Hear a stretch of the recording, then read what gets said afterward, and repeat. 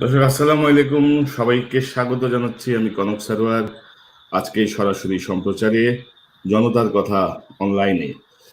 দর্শক, আজকে আমরা কথা বলবো বর্তমান সাম্প্রতিক পরিস্থিতি নিয়ে। ছাত্র আন্দোলন, ছাত্রদের উপর পুলিশি নিপীড়ন, ডাকসুর ভিপি নুরুল হক নূর ৭১ টিভি বর্জনের যে ডাক দিয়েছেন, তার সেটিকে নিয়ে যে ক্রিয়া প্রতিক্রিয়া, এই সব কিছু মিলিয়ে আমার আমার আজকের অতিথি আহ বিশিষ্ট সাংবাদিক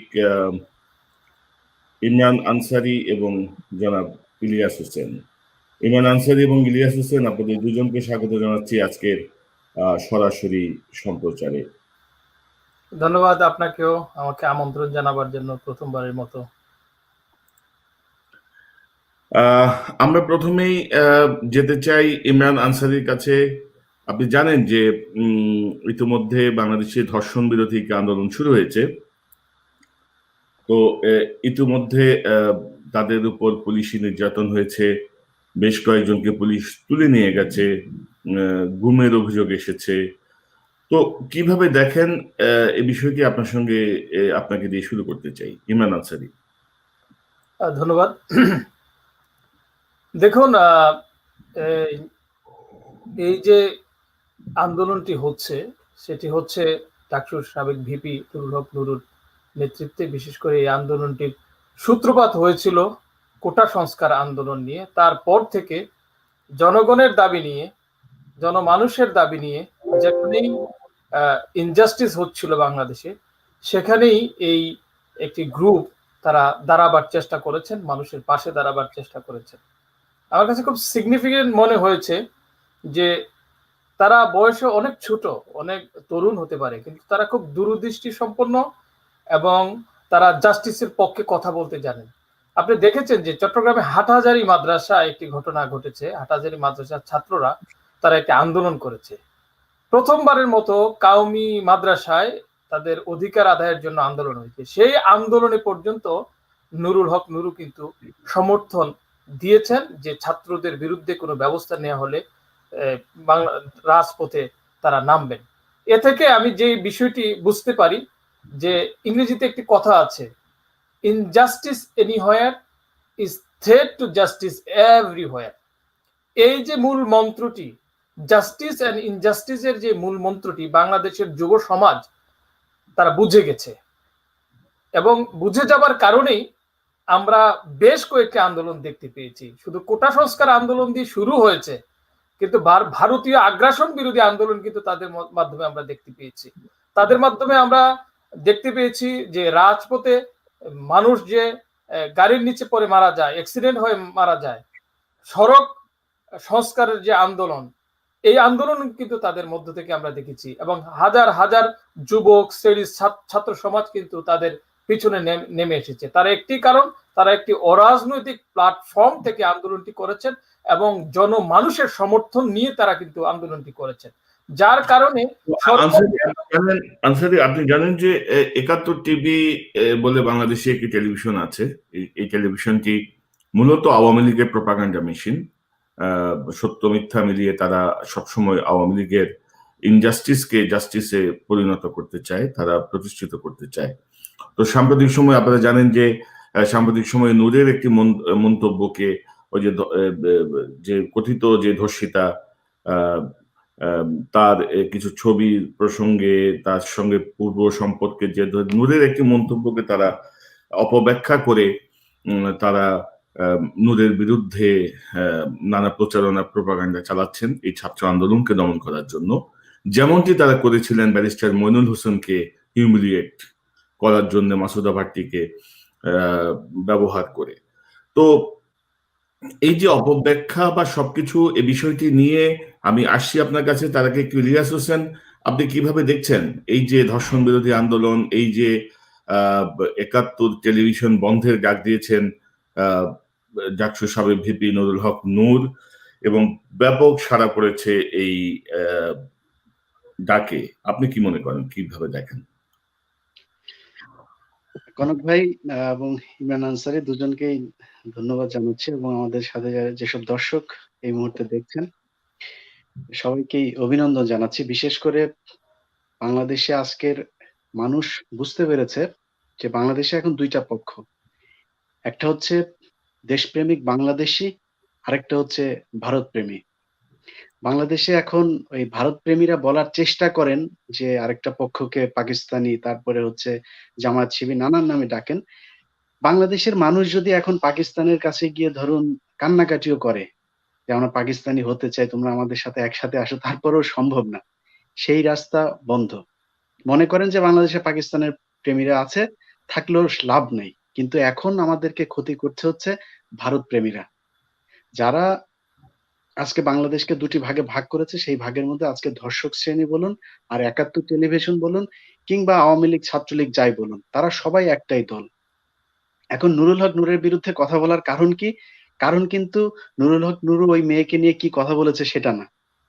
সেটা যদি সমস্যা হতো বা ধর্ষণ যদি নাকি ৭১ টেলিভিশনের সমস্যা হতো, তাহলে কিন্তু ১৮ই ডিসেম্বরে যে নির্বাচন হয়েছিল, সেই নির্বাচনে যখন ৪ সন্তানের জননী ধর্ষিত হয়েছিলেন, সেদিন কিন্তু ৭১ টেলিভিশনে একটা টক শো হওয়ার কথা মানে দরকার ছিল। সেটা কিন্তু হয় নাই।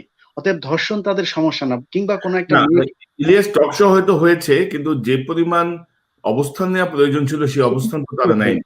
সেটা নিয়ে টক শো হয় নাই। কিংবা সেই ঘটনার পরে জামিনে বের হয়েছে। আজকে যদি সেই মেম্বার রুহুল আমিন সে যদি মনে করুন যে জামাতের কোনো একজন নেতা হতো বা শিবিরের কেউ একজন হতো, তাহলে ৭১ টেলিভিশন তো সারাদিনে নিউজ-টিউজ, বিজ্ঞাপন-টিজ্ঞাপন বাদ দিয়ে তারপরে এটা নিয়ে টক শো করতো যে কিভাবে জামিন হলো। সেই রুহুল আমিন কিন্তু এখনো পর্যন্ত যখন সারা বাংলাদেশে ধর্ষণ নিয়ে এত কথাবার্তা হচ্ছে, তখনও কিন্তু সেই রুহুল আমিন জামিনেই আছেন।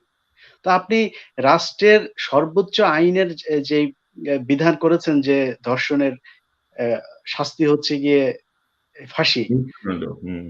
২ দিন আগে রংপুরের ছাত্রলীগের যে সভাপতি তাকে জামিনে বের করা হয়েছে। তার বিরুদ্ধে সুস্পষ্টভাবে ধর্ষণের অভিযোগ ছিল। এই আন্দোলনের মধ্যে গত পরশুদিন সে জামিনে বের হয়েছে। তো এখন আপনি যদি তার বিচারই না করেন, শুধুমাত্র আওয়ামী লীগ আর ছাত্রলীগ করলেই তাদেরকে বাঁচিয়ে দেন, তাহলে আর ধর্ষণের এই সর্বোচ্চ শাস্তি দিয়ে লাভ কি? যেই শাস্তি এখন আমাদের বিধানে আছে সেটা আপনি নিশ্চিত করেন, তাহলেই তো যথেষ্ট। আপনি এবং ইলিয়াস, আমি যদি বলি যে সাম্প্রতিক সময়ে সিলেটে যে যে ভয়ঙ্কর ঘটনাটি ঘটলো, জি। সেই ঘটনাটি নিয়েও কিন্তু এদের তেমন কোনো প্রতিক্রিয়া পাওয়া যায়নি। যতটুকু একেবারে তারা যতটুকু তারা নূরকে নিয়ে মেতে উঠেছেন। একেবারেই না। এই যে আপনি নিশ্চয়ই জানেন যে এই যে ধর্ষণের যে বিষয়টা আজকে এসেছে নুরুল হক নূরের এক সহযোগী তার বিরুদ্ধে, বা নুরুল হক নূর হচ্ছে সেটাকে সহযোগিতা করেছে, তার কাছে বিচার দেওয়ার পরে সে বিচার করে নাই। এই কথাগুলো যে এসেছে, সেই জায়গায় আপনি দেখুন সেটাকে এই বাংলাদেশে যে ধর্ষণ বিরোধী যে আন্দোলনটা হচ্ছে, সেটাকে স্তিমিত করার জন্য, সেটাকে নিচে নামানোর জন্যই কিন্তু এটা সাজানো হয়েছে। এবং সেটা কারা সাজিয়েছে, সরকারের কোন সংস্থা করছে সেটা আমরা জানি। সেই মেয়ের পক্ষে একা এ ধরনের একটা সমাবেশ করা সম্ভব না। এখন যারা করছে তাদেরকে সহযোগিতা করছে হচ্ছে ৭১ টেলিভিশন। তাদের কাছে এই বিষয়টা অনেক বড় করে এসেছে, যতটা না রংপুরের ঘটনা কিংবা অন্য নোয়াখালীর যে ঘটনা ঘটেছে সেই ধর্ষণের ঘটনাগুলো ৭১ টেলিভিশন এতটা বিশালভাবে তারা প্রচার করেনি। এবং সম্ভবত আজকে জুনায়েদ সাকি সহ বিরাট একটা প্যানেল তারা তৈরি করেছে। সেখানে কয়েকজন চরিত্রহীন আছে। এর মধ্যে ইশতিয়াক রেজা থেকে শুরু করে যারা কিনা বাংলাদেশের মিডিয়াতে একটা পতিতাবৃত্তির বীজ বপন করেছে। আপনি জানেন যে জয় মামুন, এই ইশতিয়াক রেজা, মোস্তফা ফিরোজ তাদের একটা সবার মিলে একটা আ ইনস্টিটিউশন আছে যেখানে তারা উপস্থাপিকাদেরকে ট্রেনিং করে। তো এই ট্রেন আপ করার মধ্য দিয়ে তারা বলেন যে তাদেরকে বিভিন্ন টেলিভিশনে চাকরি দেবেন। আসলে মূল উদ্দেশ্য সেটা না। মূল উদ্দেশ্য হচ্ছে যারা তাদের সাথে রাতে থাকার জন্য রাজি হয় তাদেরকে একমাত্র তারা বিভিন্ন টেলিভিশন নিয়ে যায়। ইশতিয়াক রেজা তার গাজী টেলিভিশনে, মোস্তফা ফিরোজ তার বাংলা ভিশনে নিয়ে যেত। এটা হচ্ছে তাদের মূল কাজ। সেই ধর্ষকদেরকে নিয়ে আজকে ৭১ টেলিভিশনে ধর্ষণ বিরোধী বা নুরুল হক নূর কি বলেছে সেটা নিয়ে তো আপনি নুরুল হক নূর যে কথাটা বলেছে, যেই মেয়ে কিনা বিয়ের আগে লঞ্চের কেবিনের মধ্যে সেই ছেলের সাথে ছবি ভাইরাল হয়েছে সেটার বিচার করেন। তো সে যদি প্রস্টিটিউট না হয়, প্রস্টিটিউশন যদি সে না করে থাকে তাহলে সে সেখানে যাবে কেন? সে লঞ্চের কেবিনে তার সাথে থাকবে কেন? হয়তো এটা ইলিয়াস, বিষয়টা হচ্ছে এক ধরনের মিউচুয়াল আন্ডারস্ট্যান্ডিং ছিল, তাদের মধ্যে এক ধরনের রিলেশনশিপ ছিল। সেই রিলেশনশিপের একটা পর্যায়ে হয়তো তাদের মধ্যে এক ধরনের ইন্টিমেসি হয়েছে, কিন্তু সেটাকে এখন ধর্ষণ বলে অভিযোগ করাটাও নিশ্চয়ই অনুপ ভাই উদ্দেশ্যমূলক বলে মনে হচ্ছে। মনে করি যে নুরুল হক নূরের ওই যেই ছেলেকে এটা করা হয়েছে সেই ছেলের পেছনে তাকে আগে থেকে আওয়ামী লীগ লাগিয়েছে বা ডিজিএফআই বা গোয়েন্দা সংস্থা লাগিয়ে আজকে এই পরিস্থিতি তৈরি করেছে। সেই নারী আমার মনে আমি আলোচনাটা ফিরতে চাই। সন্তান আমি যদি কোনো ঘটনা ঘটেও থাকে সে কোনোদিন রাস্তায় গিয়ে বসে এভাবে মানুষের সামনে ওপেনলি কথা বলবে। তাকে হিউজ পরিমাণে টাকা দেওয়া হয়েছে এবং টাকা দিয়ে আগে থেকেই তাদের চরিত্র মানুষের সামনে একটা খারাপ জায়গায় নিয়ে আসার জন্য সে এই পরিকল্পনার একটা অংশ হিসাবে কাজ করেছে।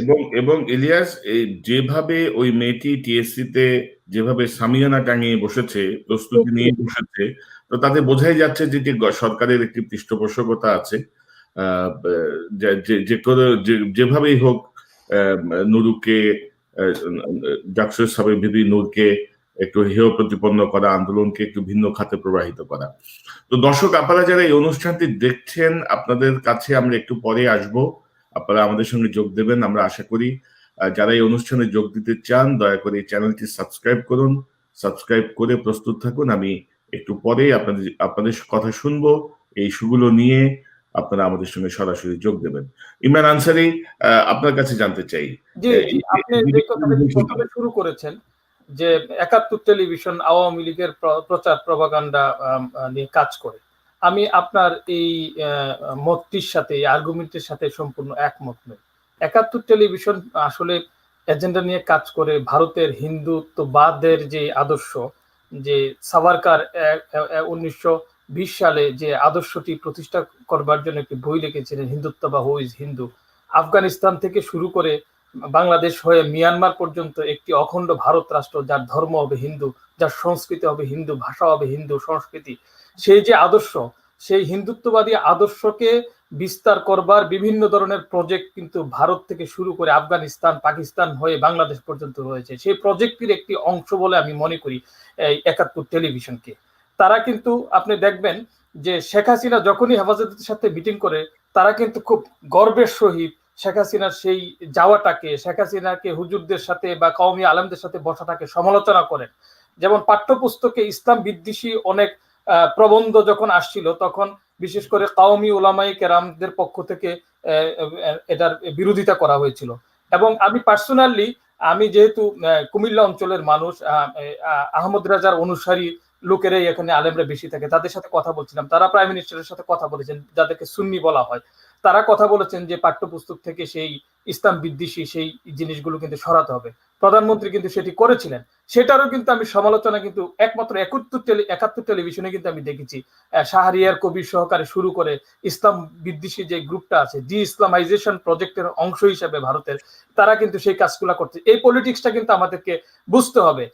তারা কিন্তু আওয়ামী লীগের পারপাস সার্ভ করতেছে না, তারা সার্ভ করছে বাংলাদেশে ডি ইসলামাইজেশন প্রজেক্ট, চরম ইসলাম বিদ্বেষকে ছড়িয়ে দিয়ে এখানে একটা সেকুলার, মানে যে অর্থে মানে ইসলাম বিদ্বেষী একটা পরিবেশ তৈরি করবার জন্য তারা কিন্তু বিভিন্ন এজেন্ডা সেটিং করছেন। গণমাধ্যমের একটি কাজ কিন্তু two educate, two entertain, to explain.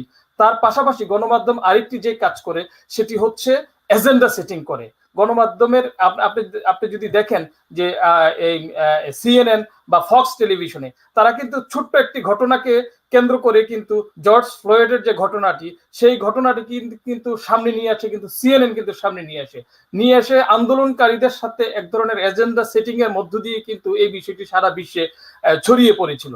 ঠিক এমনি ভাবে ভারতীয় যে হিন্দুত্ববাদ মানে কিন্তু হিন্দু ধর্মের আমি বিরোধিতা করছি না, এটি একটি উগ্র, যেমন আমরা আইসিস এর বিরোধিতা করি, তেমনি ভাবে হিন্দুত্ববাদ কিন্তু একটি আদর্শ, একটি উগ্র আদর্শ, যে আদর্শের মধ্য দিয়ে আফগানিস্তান থেকে শুরু করে বাংলাদেশ পর্যন্ত এই আদর্শকে প্রতিষ্ঠা করতে চায়। তো যারা এজেন্ডা সেটিং করছেন তাদের উদ্দেশ্যে বলতে চাই, বাংলাদেশের যুব সমাজ জেগেছে। আপনারা দেখেছেন এই সরকার ক্ষমতায় থাকতেই ৭১ টেলিভিশন সহ ৩০টি চ্যানেল সরকারের পক্ষে থাকা সত্ত্বেও ভারতের আধিপত্যবাদের বিরুদ্ধে ঢাকা বিশ্ববিদ্যালয়ে যেখানে আন্দোলন সংগ্রামের সূতিকাগার, সেখানে কিন্তু ভারতের আগ্রাসন বিরোধী আবরার ফাহাদের স্মরণে যে মঞ্চ, সেই মঞ্চ কিন্তু সেখানে হয়েছে।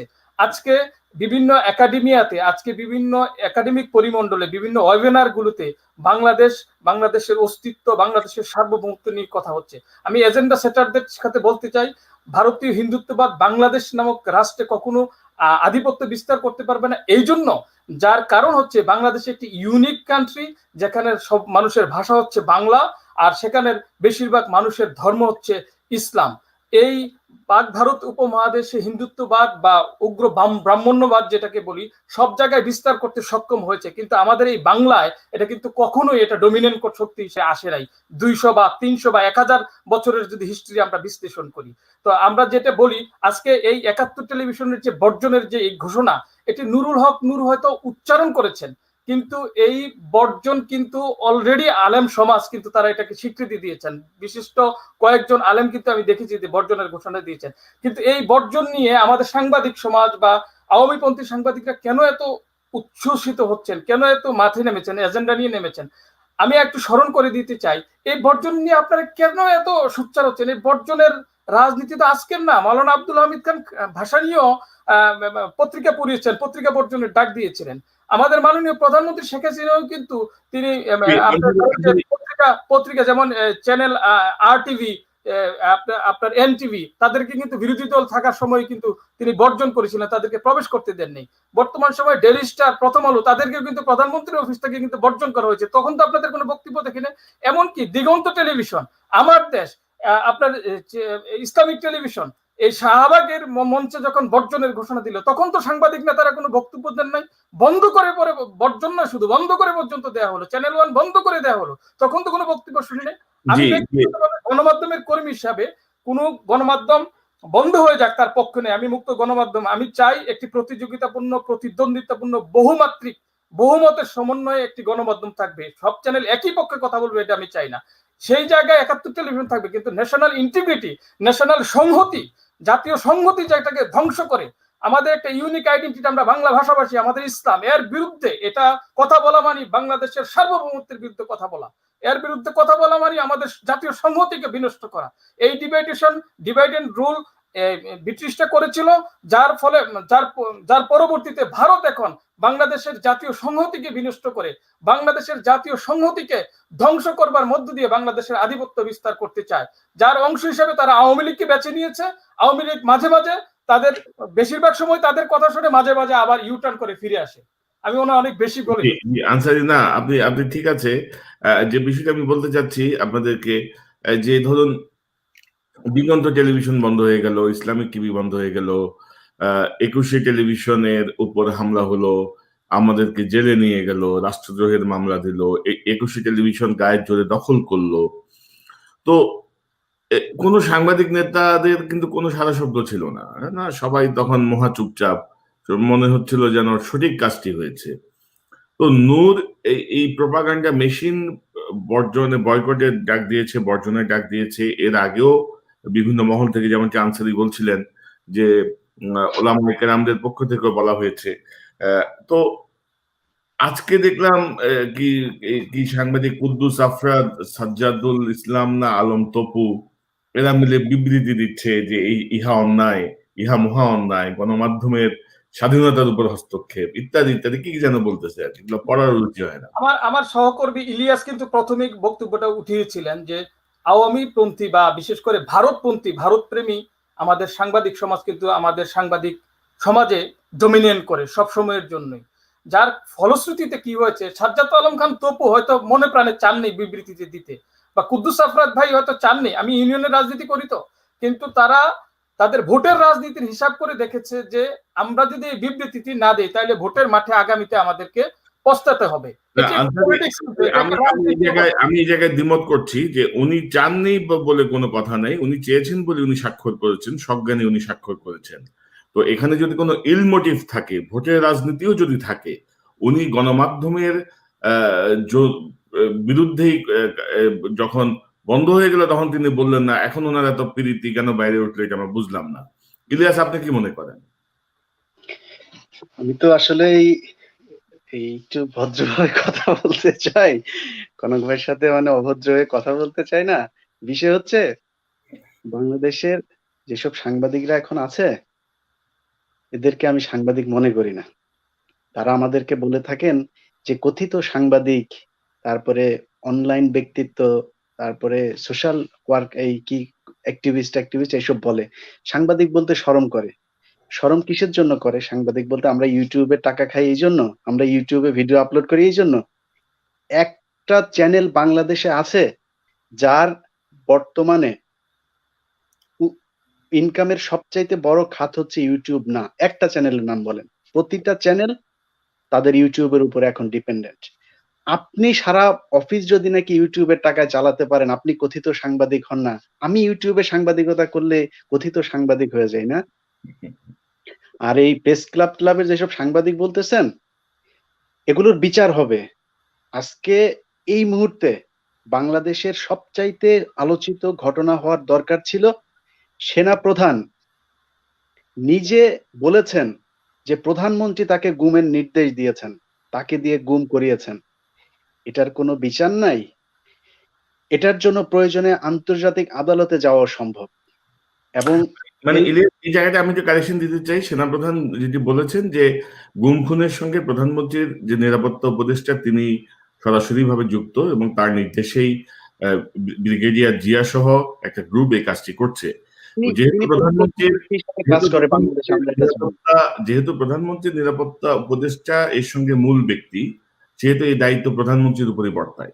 হুম, অবশ্যই। কারণ হচ্ছে বাংলাদেশে অলিখিতভাবে প্রতিরক্ষা মন্ত্রণালয়ের এই ডিফেন্স মিনিস্টার হচ্ছে গিয়ে এই তারেক সিদ্দিক। সো সে করা মানেই হচ্ছে শেখ হাসিনা। শেখ হাসিনার পরিবারের মানুষ সে। তাকে দায়িত্ব তো আর এমনিতে দেওয়া হয়নি। অতএব শেখ হাসিনা কিছুই জানে না। বাংলাদেশের একটা মানে কমন একটা যে ধারাবাহিকতা, সেটা হচ্ছে প্রতিরক্ষা মন্ত্রণালয়টা সবসময় প্রধানমন্ত্রী নিজে রাখেন। প্রতিরক্ষা মন্ত্রী বাংলাদেশে অন্য কোনো মন্ত্রীকে দেওয়া হয় না।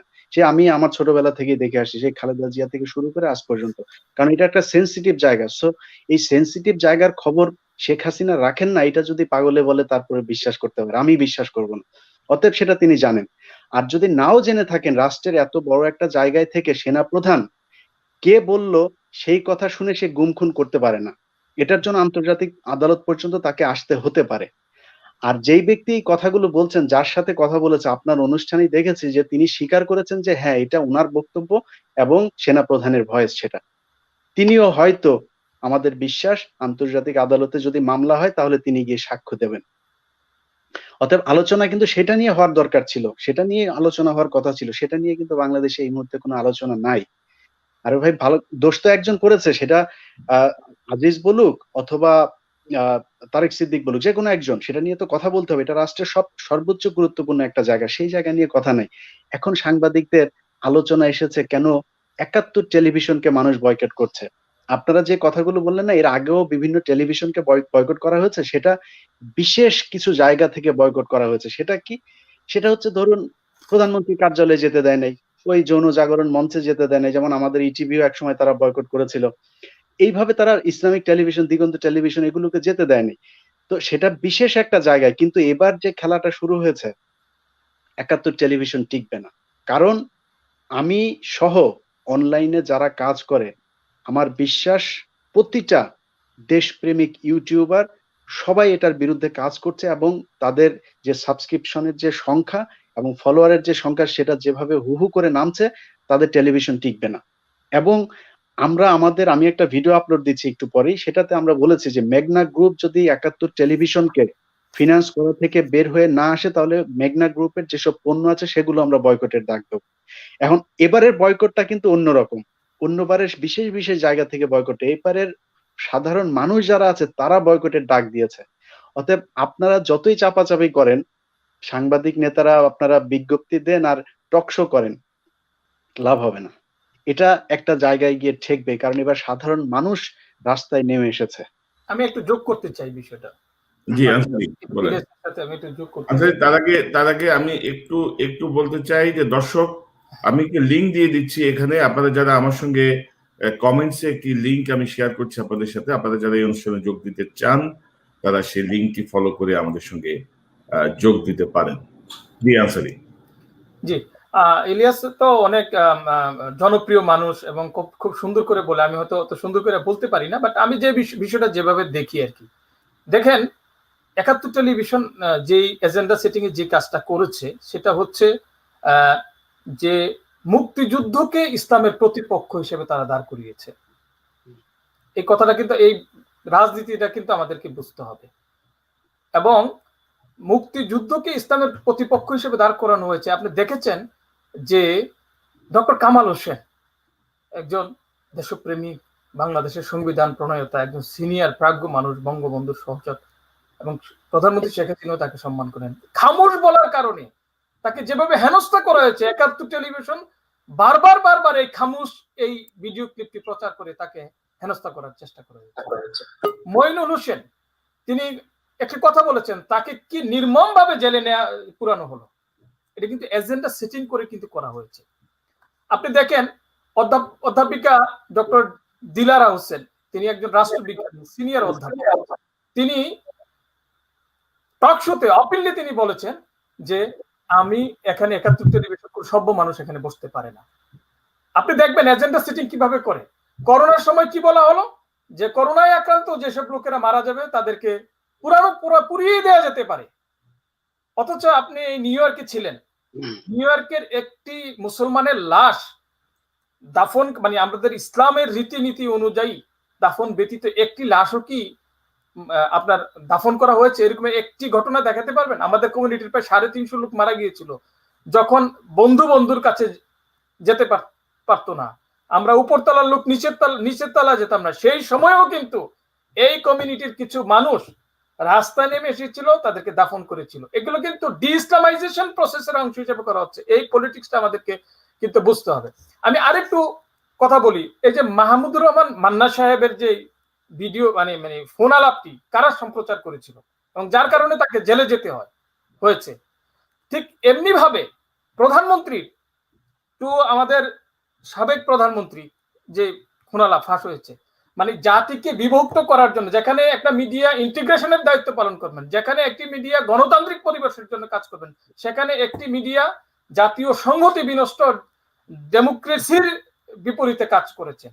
তো এই পুঞ্জীবিত ক্ষোভটি হয়তোবা নুরুল হক নুরুর মুখ দিয়ে বেরিয়েছে, আমি এটা মনে করি, যার কারণে আজকে কিন্তু তার এই দাবি জনসমর্থন পাচ্ছে, তার দাবির পক্ষে কিন্তু মানুষ দাঁড়াচ্ছে। আজকে দেখেন আমার বক্তব্য শুনলে অনেকে বিএনপি জামাত যারা করেন তারা রাগান্বিত পারবেন, তারা কিন্তু জবান স্ট্রোক করেছেন, তারা কিন্তু এই বিষয়ে কোনো বক্তব্য দেন নাই, কিন্তু ঠিকই তার যে সমর্থক শ্রেণী আছেন, তার যে সমর্থকরা আছেন, তারা কিন্তু নুরুর এই বক্তব্যের পক্ষে অবস্থান নিয়েছেন। এটা আমি এবং মধ্যপন্থীরা যারা কোনো আওয়ামী লীগও করেন না বিএনপিও করেন না, তারা কিন্তু নুরুল হক নুরুর পক্ষে অবস্থান নিয়েছেন, তার এই পক্ষে। এটি একটি বিশাল মানে উদাহরণ হয়ে থাকবে বাংলাদেশের মধ্যে, যে একটি যেই গণমাধ্যম জনগণের পক্ষে কথা বলার কথা, সে গণমাধ্যম জনগণের বিপক্ষে কথা বললে কি হয়। আমি এটাই বিশ্লেষণ করতে চাচ্ছিলাম আর কি। জি জি, ধন্যবাদ আনসারী। এবং আরেকটি বিষয় হচ্ছে যে বিষয়টি ইলিয়াস হোসেন উত্থাপন করলেন, যে সেনা প্রধানের একটি ফোন আলাপ সাম্প্রতিক সময় আমার এই ইউটিউব চ্যানেল থেকে আমি প্রকাশ করেছি, এবং এই বিষয়টি নিয়ে দুর্ভাগ্যজনক বিষয় হচ্ছে যে বাংলাদেশের এত বড় বড় সাংবাদিক, মহান সাংবাদিক, কারো কোমরে এতটুকু জোর হলো না যে এই বিষয়টি নিয়ে তারা একটা রিপোর্ট করবেন বা একটু আলোচনা করবেন। কারণ এই সেনা প্রধানের মুখ থেকে যেসব তথ্য বেরিয়ে এসেছে সেগুলো নিশ্চয়ই খুবই ভয়াবহ তথ্য, যেগুলো বিশ্লেষণের দাবি রাখে, যেগুলো নিয়ে নিশ্চয়ই অনেক বেশি সিদ্ধান্ত গ্রহণেরও কিছু বিষয় এর সঙ্গে যুক্ত আছে। তো এইসব সাংবাদিকের মুখে আমরা যখন, সাংবাদিক নেতা বা সাংবাদিকদের মুখে যখন আমরা বাংলাদেশ বা দেশপ্রেম বা ইত্যাদি কথা শুনি, তাতে আমরা খুবই আশ্চর্য হই। তো ইলিয়াস, আমাদের সঙ্গে ইতিমধ্যে অনেকেই যোগ দিয়েছেন, এবং যারা যোগ দিচ্ছেন আমি বলছি অনেকেরই স্ক্রিনে কোনো চেহারা নেই এবং ব্লার হয়ে আছে। আপনারা যদি ক্যামেরা অন না করেন, আমি আপনাদেরকে আসলে স্টুডিওতে নিতে পারবো না, এবং দয়া করে কেউ কোনো গালিগালাজ করবেন না, রীতি মেনে আপনারা কথা বলবেন। আপনারা মানে ভদ্রতার স্ট্যান্ডার্ড রেখে কথা বলবেন। যে যত খারাপ কাজই করুক, আমরা আমাদের মান আমরা বজায় রাখার চেষ্টা করব। প্রথমেই জনাব মোজাদ্দেদ, আপনাকে আমি নিচ্ছি। মোজাদ্দেদ সাহেব, আসসালামু আলাইকুম, আপনার কথা শুনতে চাই। আপনি কোথা থেকে বলছেন? আসসালামু আলাইকুম, আমি ইউরোপ থেকে বলতেছি। Suppose I can not explain the situation is very very complicated. আপনারা যদি একটু দেখেন, আমাদের কেউ বাজেট নিয়ে কথা বলে না বা রিজার্ভ নিয়ে কথা বলে না। রিজার্ভে সে বলছে $40 বিলিয়ন আছে, আমরা কিন্তু কেউ সচক্ষে দেখি না তার জিনিসটা। পাকিস্তানে যখন ইমরান খান ক্ষমতায় নিছে তখন পারভেজ মোশাররফ বলছে আমাদের 10 বিলিয়ন রিজার্ভ ছিল, যখন সে ক্ষমতায় আসে সে যে দেখে 3 বিলিয়ন রিজার্ভ। সেই কারণে আজকে পাকিস্তানের ছেলেরা €1 পাঠাইলেও ওরা 250 টাকা পায়, কারণ ওদের রিজার্ভ কমে গেছে। এখন যদি শেখ হাসিনা ফল করে, টাকার যদি ইনফ্ল্যাকচুয়েশন হয়, আলুর কেজি অলরেডি 50 টাকা, সেটা যখন 5,000 টাকা হবে, তখন আপনার কাছে যদি 1 কোটি টাকাও থাকে, আপনি কিন্তু অ্যাকচুয়ালি এই জিনিসটা নিয়ে কেউ কোনো কথা বলতেছে না। আমার ফ্রেন্ড সচিবালয়ে জব করে, ও বলছে যদি দেখতি দোস্ত, দোয়েলের ল্যাপটপ হাজার হাজার পিস পড়ে আছে, এগুলো নিয়ে কেউ কথা বলে না। এইসব যে দুর্নীতিগুলো করছে, স্যাটেলাইটের দুর্নীতি, মানে বিশাল বিশাল দুর্নীতি, ইউ ক্যান নট ইমাজিন। এটা হাজার হাজার কোটি টাকা না, হাজার হাজার কোটি ডলারের দুর্নীতি। এটা আমি তার নাম বললাম না, আপনারা সবাই চিনেন। এই বিষয়গুলো নিয়ে যদি আপনারা একটু কথা বলতেন আমার খুব খুশি হতাম। আর লাস্ট কোশ্চেন একটা, বাংলাদেশে কি কোনো তৃতীয় শক্তি ক্ষমতায় আসবে? যেমন পাকিস্তান আমাদের সাথে, আমি পাকিস্তানের তুলনা করি কি জন্য, পাকিস্তান আর আমাদের রাজনৈতিক পক্ষ অলমোস্ট সেম। যেমন ইমরান খান আসছে, ওরা কখনো চিন্তা করে নাই যে পারভেজ মোশাররফ বাইরের থেকে থার্ড পার্টি আসবে। বাংলাদেশে কি এরকম কোনো তৃতীয় শক্তি ক্ষমতায় আসার সম্ভাবনা আছে কিনা, বা যদি আসে দেশের অর্থনৈতিক অবস্থা যদি নষ্ট হয়ে যায়, রিজার্ভ যদি নীল হয়ে যায়, তখন আমাদের করণীয় কি? কারণ আমরা তো দেশে টাকা পাঠাই। আপনাকে ধন্যবাদ, কারণ আপনি অনেক গুরুত্বপূর্ণ বিষয়ের অবতারণা করেছেন। কারণ হচ্ছে যে ধরুন আমাদের দেশে দুর্নীতির যে অবস্থা, একটি দুর্নীতির কমিশন দিতে দিতে একটি বালিশের দাম হয়ে যায় 38,000 টাকা, একটি পর্দার দাম হয়ে যায় 50,000 টাকা। এগুলো কিন্তু সব কমিশন দিতে দিতে এই অবস্থাটা দাঁড়ায়।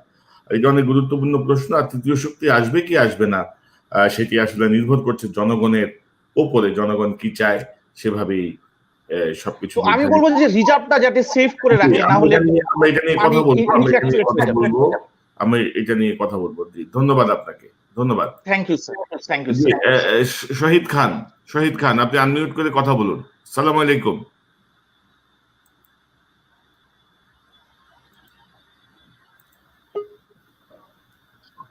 হ্যালো, আসসালামু আলাইকুম। ওয়ালাইকুম আসসালাম, বলুন শহীদ খান সাহেব। সাইদ খান, কেমন আছেন সবাই? আচ্ছা, আমার কথা হচ্ছে এতদিন মেজর সিনহাকে নিয়ে যে কথাবার্তা হয়েছে, মেজর সিনহার হত্যা, কিন্তু উনারে কেন হত্যা করলো, কে হত্যা করলো, কি জন্য, তার কাছে কোনো তথ্য ছিল কিনা, এই নিয়ে কিন্তু কেউ কথা, আপনারা কেউ বলেননি, ঠিক আছে? কেউ একটা কথা মানে কেউ বলেননি কেন ওনার হত্যা করা হলো। ওনার কাছে কোনো তথ্য ছিল? প্রধানমন্ত্রীর যে উনি যে কাছের একটা লুক ছিল, আমরা যেটুকু জানি, কিন্তু ওনার কেন মারা হলো, ওনারা হত্যা করা হয়েছে, ঠিক আছে, সবাই জানি নিয়ে সব অনেক তুলপার হয়েছে, অনেকে কথা বলছে, কিন্তু কেন ওনার হত্যা করা হয়েছে এই কথাটা কিন্তু মানে কেউ, আপনারা মানে গণমাধ্যম বলে না, ইউটিউবে বলে, কেউ বলেন নাই। মানে এটুকু আমার প্রশ্ন ছিল ইলিয়াস ভাই, কোন দুজনের কাছে। আচ্ছা, ধন্যবাদ ধন্যবাদ ধন্যবাদ। জনাব শাহ আলম, ব্রাহ্মণবাড়িয়া, বলুন। আসসালামু আলাইকুম। জি, ওয়ালাইকুম সালাম। কেমন আছেন আপনারা? জি আছি শালম সাহেব, বলুন আপনার কথা শুনি। জি আছি, আলহামদুলিল্লাহ। শুনতে পাচ্ছেন? জি শুনতে পাচ্ছি, বলুন আপনার কথা শুনি। আমাকে শুনতে পাচ্ছেন? জি আপনার কথা শুনতে পাচ্ছি। আমার একটা প্রশ্ন, আমাদের দেশ যে ক্রান্তিকালে চলছে, আমরা যে ক্রান্তিকালে সময় কাটাচ্ছি, সেই ক্রান্তিকাল কবে নাগাদ শেষ হতে পারে?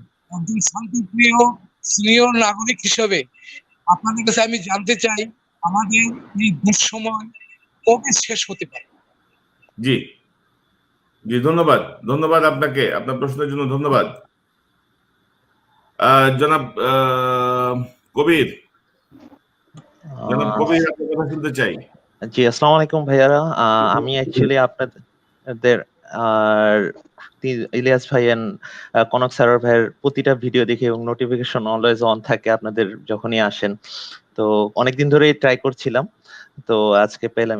তো অ্যাকচুয়ালি ভাইয়া যা বলতে চাচ্ছি আর কি, যা বাংলাদেশে এই মুহূর্তে যা অবস্থা, অ্যাকচুয়ালি আপনারা মানে কেউ কোনো সাংবাদিক অ্যাকচুয়ালি প্রপার নিউজটা কিন্তু আমাদের দিচ্ছে না। একমাত্র আপনি ইলিয়াস ভাই যে নিউজগুলো করে ওইগুলাই আমরা অ্যাকচুয়ালি শুনি এবং ওইগুলোর উপরেই ট্রাস্ট হয়। এবং বেসিক্যালি এখন যা হচ্ছে, এখন ৭১ টিভি যা করতেছে এই মুহূর্তে আমাদের মানে বাংলাদেশে যে টাইপের নিউজ করে, অ্যাকচুয়ালি আমাদের টিভির প্রতি নিউজই দেখার প্রতি বিতৃষ্ণা এসে পড়ছে। অ্যান্ড যা করতেছে সময় টিভি এবং আরেকটা বলতে গেলে ডিবিসি, এইসব নিউজগুলো কিন্তু এখনই আমরা মানে অ্যাভয়েড করি। এবং আমার ঘরে তো আমি নিউজ টিভি দেখা, বাংলা নিউজ দেখা তো বন্ধ করেই দিছি। অথেন্টিক নিউজ যা থাকে, যেগুলো আপনি আপনি ইলিয়াস ভাই, দেন গ্রিন চ্যানেলের একজন ভাই আছেন, উনিও করতেছেন, তো এগুলোর উপরে আমরা ট্রাস্ট করি। গ্রিন চ্যানেল মনির হায়দার, মনির হায়দার স্যার, সো ওনারাই করতেছেন ওই নিউজগুলোই এখন অ্যাকচুয়ালি আমাদের এখন অথেন্টিক নিউজ, এন্ড ওইগুলোর উপরে আমরা মানে ট্রাস্ট করি। এন্ড যা হচ্ছে অ্যাকচুয়ালি এখন এগুলোর উপরে এখন আমরা যা বুঝতেছি, এখন বাংলাদেশ ইজ নট রাইট পাথে এখন চলতেছে না। এখন দেখা যাক এখন কি আমরা আশায় আছি কোনো একটা কিছু হবে, এবং আমরা যদি একটা ভালো ডাইরেকশন পাই, একটা ভালো গাইডলাইন পাই, ওইভাবে যদি আমরা আগাইতে পারি, আমাদের দেশটাও ভালো থাকুক, আমরাও ভালো থাকি। ধন্যবাদ। তবে জনাব কবির, স্বৈরাচার এবং ফ্যাসিবাদের বিরুদ্ধে রাজপথে আন্দোলনের কোনো বিকল্প নাই। ভয় কাটিয়ে সাহস করে মাঠে নামতে হবে, না হলে কিন্তু সমস্যার সমাধান হবে না, হাউতাশি হবে একমাত্র পথ। আপনাকে অসংখ্য ধন্যবাদ। আমরা দুজনের সঙ্গে কথা বলে আপনাদের কাছে আসছি, অতিথিদের কাছে। জনাব শরীফুল ইসলাম পলাশ।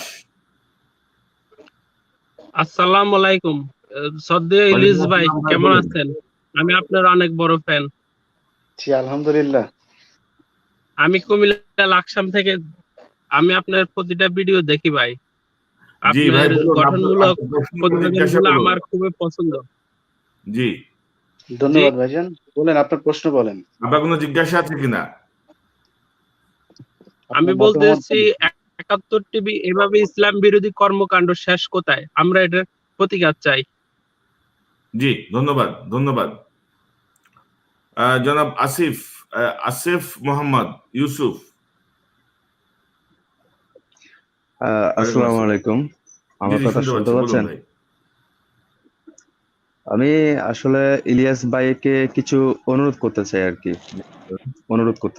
অনুরোধটা হচ্ছে যে ইলিয়াস ভাই যে প্রথম থেকে মানে ভারত বিরোধী যে ভিডিওগুলা করে আসছিল ইউটিউব থেকে, এই ভিডিওগুলা এখন আমরা পাচ্ছি না, ঠিক আছে? তো ভিডিওগুলো না পাওয়ার কারণে আমরা মানে আমাদের যে আমরা ভারত বিরোধী যে আমাদের একটা মানে একটা ক্ষোভ, এই ক্ষোভটা আমরা প্রকাশ করতে পারতেছি না বর্তমানে। আর আরেকটা কথা হচ্ছে যে ইলিয়াস ভাই যে যতগুলা ভারত বিরোধী ভিডিও করেছে, সেগুলো করার মাধ্যমে আমরা এগুলা ইয়াং জেনারেশনের মাধ্যমে এগুলা ছড়িয়ে দিয়েছি। ছড়িয়ে দেওয়ার পরে এখন যারা ভারতপন্থী ছিল, তারা এখন ভারত বিরোধী হয়ে উঠেছে। তো বর্তমানে ইলিয়াস ভাই এই ভিডিওগুলো না দেওয়ার কারণে, মানে নতুন কোনো ভিডিও না আসার কারণে আমরা তাদেরকে এই মেসেজ গুলা দিতে পারতেছি না, বা ভারত বাংলাদেশের প্রতি কি আগ্রাসন করতেছে, কি করতেছে। না শুনেন, সুতরাং একটু আমি ইলিয়াস ভাই থেকে এটা একটু মানে বলতে মানে ওনার কাছ থেকে জানতে চাই যে সে কেন বা ভিডিও গুলা দিচ্ছে না, এটাই আর কি। বা আমরা তো সারাদিনই ভারতের আগ্রাসনের বিরুদ্ধে কথা বলছি ভাই, হয়তো ওইভাবে অনুষ্ঠান করা হচ্ছে না। আপনার এমনকি নূরের মাধ্যমে বাংলাদেশে ইতিমধ্যে কমপক্ষ হলো 70% লোক ভারত বিরোধী হয়ে উঠছে। 70% লোক বাংলাদেশের মধ্যে। ধন্যবাদ। আমরা আসলে ভারত বিরোধী তো না, ভারতের আগ্রাসনের বিরোধী আমরা। আমিও এই কথা বলতে চাচ্ছিলাম, আমি কিন্তু ভারত বিরোধী না। ভারত আমাদের প্রতিবেশীকে কখনো কিন্তু পরিবর্তন করা যায় না। ভারত আমাদের পাশেই থাকবে, বন্ধু হিসেবে থাকবে, বড় দেশ হিসাবে, বড় ইকোনমি হিসাবে, বড় ভাই হিসাবে থাকবে, কিন্তু দাদাগিরি করতে পারবে না। দাদাগিরির বিরুদ্ধে আমরা, ভারতের বিরোধী না, কিন্তু ভারতের বিরোধী না, আমরা আগ্রাসনের বিরোধী। আমরা এই জাহিদ আপনার কথা শুনি, তারপর আমরা একটু আলোচনা যাব। আসসালামু আলাইকুম কনক স্যার এবং ইলিয়াস ভাই, আপনাদের আসলে আমি অনেক বড় একটা ফ্রেন্ড। সবসময় আপনাদের অনুষ্ঠানের আশায় থাকি, যখন আপনারা আসবেন কিছু বলবেন এবং আমরা শুনবো। বিশেষ করে ইলিয়াস ভাই, সত্যি আপনি আমার এক মারপেটের ভাই না, কিন্তু আপনার আমার ভাইয়ের চেয়ে বেশি কিছু মনে করি, ঠিক আছে? কারণ আপনার কথা আমার অনেক ভালো লাগে। আরেকজন আছে মেজর দেলোয়ার স্যার, তার আমি অনেক রেসপেক্ট করি। তো আমি বেশি কথা বলবো না, আপনারা কন্টিনিউ প্রোগ্রামগুলো করেন, যাতে দেশের জনগণ জাগ্রত হয় এবং এই ফ্যাসিবাদের সরকারের বিরুদ্ধে রুখে দাঁড়াতে সক্ষম হয়। জি, আপনাকে অসংখ্য ধন্যবাদ। ভালো থাকবেন। তো ইলিয়াস হোসেন এবং ইমরান আনসারী, আমরা দেখছি যে মানুষের মধ্যে এক ধরনের আসলে হতাশা কাজ করছে। সবাই জানতে চাচ্ছেন যে আমরা কিভাবে মুক্তি পাবো। এই এই জায়গা থেকে কোনো পরিবর্তনের কথা মানুষের মুখে আসছে। পাশাপাশি একজন অত্যন্ত গুরুত্বপূর্ণ একটি প্রসঙ্গ এনেছেন রিজার্ভের বিষয়টি। আনসারি, রিজার্ভের জায়গাটা থেকে আপনি একটু বলতে পারেন যে বাংলাদেশের অর্থনীতি তো টিকে আছে আসলে এখন রেমিটেন্সের উপরে এবং সরকারি ঋণের উপরে। মানে রিজার্ভ ভেঙে কিন্তু সরকার খাচ্ছে, মুখে বড় বড় কথা বলছে। একটু যদি আলোকপাত করেন সংক্ষেপে। আসলে আমি যদিও অর্থনীতির ব্যাকগ্রাউন্ডের লোক না, তারপরেও বাংলাদেশের যে রিজার্ভ চুরি নিয়ে আমি কিছুদিন কাজ করেছিলাম, বাংলাদেশ ব্যাংক লুট এবং মানি লন্ডারিং নিয়ে আমি কিছুদিন কাজ করার পরে দেখতে পেয়েছি বাংলাদেশের মানুষের এখন মাথা পিছু ঋণের পরিমাণ 60,000 টাকা। এটা আমার 1 বছর আগের মানে একটা পরিসংখ্যান থেকে পাওয়া। এখন বর্তমানে কি অবস্থা জানি না, মাথা পিছু প্রত্যেকের 60,000 টাকা করে ঋণ আছে। আমি মনে করি 1 বছরে ঋণের পরিমাণ আরো বেড়েছে। তার পাশাপাশি এই যে বিভিন্ন বড় বড় মহা প্রকল্পগুলো নেওয়া হচ্ছে, সেই প্রকল্পগুলোর যে টাকাগুলো, এগুলো কিন্তু বাংলাদেশে থাকছে না। এই টাকাগুলো কিন্তু বিদেশে পাচার হয়ে যাচ্ছে।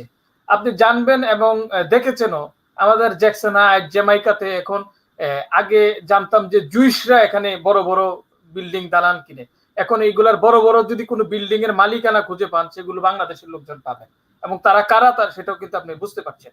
এবং কানাডাতেও ঠিক একই অবস্থা, ইউরোপেও সেই অবস্থা, দুবাইতেও সেই ঠিক একই অবস্থা, মালয়েশিয়াতে সেই এক অবস্থা। মানে কিন্তু পাচার হয়ে যাচ্ছে। ওই ভাইটিকে আমি ধন্যবাদ জানাই। অর্থনীতি একটি জাতির মেরুদণ্ড, কিন্তু শিক্ষা যেমন মেরুদণ্ড, অর্থনীতিও কিন্তু মেরুদণ্ড। পাকিস্তানের প্রধানমন্ত্রী ইমরান খান কিন্তু বাংলাদেশের থেকে কিন্তু পাকিস্তানের অর্থনৈতিক অবস্থা খারাপ। তার যে এই অর্থনীতি দাঁড় করাবার যে কান্না, আমরা কিন্তু জাতিসংঘের দুটো বক্তব্য শুনেছি কিভাবে তার দেশের টাকা পাচার হয়ে যায়, এবং সেই জিনিসটা কিন্তু অ্যাড্রেস করেছেন বিশ্বসভায় যে উন্নত বিশ্বগুলো সুযোগ করে দিচ্ছে অনুন্নত বিশ্বের টাকাগুলো নিয়ে। আমি আসি, সংক্ষিপ্তভাবে আমি আসছি। একটা প্রশ্ন করেছেন যে আমরা হতাশ হয়ে যাচ্ছি। ফার্স্ট স্টেপ, পৃথিবী জুড়ে যেই 3টি সংকট চলছে তার একটি সংকট হচ্ছে লিডারশিপ ক্রাইসিস। বাংলাদেশেও কিন্তু লিডারশিপ ক্রাইসিস চলছে। লিডারই পারে একটি রাষ্ট্রকে তুলে ধরতে, তাকে পরিবর্তন করতে, সবকিছু করতে। আজকে যে এই আন্দোলনটি হচ্ছে, নুরুকে আমরা লিডার বলছি, তার কি যোগ্যতা আছে, তার কি ভিশন আছে, তার কি আদর্শিক ডেপথ আছে? এই ধরনের লিডারশিপ দিয়ে কিন্তু আন্দোলন বেশি দূর যাবে না। অনেকে মনে করছেন সে মত হয়তো সরকার পতন করে ফেলবে, এটা কিন্তু সম্ভব না। এর জন্য দরকার একটা দৃঢ় চেতা অভিজ্ঞ নেতৃত্ব দরকার, যে নেতৃত্ব এই আন্দোলনকে গাইড করে নিয়ে যাবে। আপনি পৃথিবীতে যত বড় বড় বিপ্লব গুলো হয়েছে, প্রত্যেকটি বিপ্লবের পেছনে কিন্তু লিডারশিপ ছাড়া কিন্তু হয় নাই। আপনাকে আগে যে এক্সিস্টিং লিডার যদি কাজ না করে তাহলে লিডার বেরিয়ে আসবে সময়ের প্রয়োজনে। এই যে আন্দোলন সংগ্রাম হচ্ছে, এর মধ্যে দিয়ে কিন্তু নুরুর অনেক ম্যাচুরিটি আসছে, বাট নুরুই যে বিপ্লবের নেতা সেটা আমি মনে করছি না। তবে আনসারি ইয়াং জেনারেশনকে উজ্জীবিত করতে, বা নুরু যেভাবে নিজে মার খেয়ে টর্চার্ড হয়ে, যেভাবে নুরু মারাও যেতে পারতো, তার উপর যে বিভৎস হামলা হয়েছে বেশ কয়েক দফা, 6-7 দফা, তো সেই জায়গাটা থেকে তারপরেও সাহস করে যে সে মাঠে আছে এবং মানুষকে সাহস যোগাচ্ছে, এটা অনেক গুরুত্বপূর্ণ বিষয়। নিশ্চয়ই নূর সরকারের এই আগ্রাসনে ভয় পাবেন না, তিনি আবারও নেতৃত্ব দেবেন। ইলিয়াস হোসেন, মুক্তি কি আসবে? তৃতীয় পক্ষের, তৃতীয় শক্তি মুক্তি, মানুষ তো মুক্তি চায় আসলে। মানে 95 ভাগ মানুষই আসলে মুক্তি চায় এখন এই সরকারের হাত থেকে। কনক ভাই, তৃতীয় শক্তি বলে কিছু নাই, শক্তি একটাই, সেটা হচ্ছে উপরে যিনি আছেন সেটাই মূল শক্তি, ওইটার উপরে কোনো শক্তি নাই। আমি হাদিসে পড়েছিলাম যে ফেরাউনের ওই সময় তো মানুষ 500-600 বছর বেঁচে থাকতো, এবং ফেরাউন কিন্তু অনেক সময় অনেক দীর্ঘ হায়াত পেয়েছিলেন তিনি। তার বেশ কিছু বৈশিষ্ট্য আল্লাহ দিয়েছিলেন, তার মধ্যে একটা হচ্ছে তিনি কখনো অসুস্থ হতেন না। তো এই ধরনের কিছু মুজিজার কারণে মানুষ মনে করতেন যে সে বোধহয় আসলেই আল্লাহ। সে কিন্তু নিজেকে আল্লাহ দাবি করতেন, তো মানুষ মনে করতো সেই বোধহয় খোদা, সে যেটা বলছে সেটা সত্যি কথা।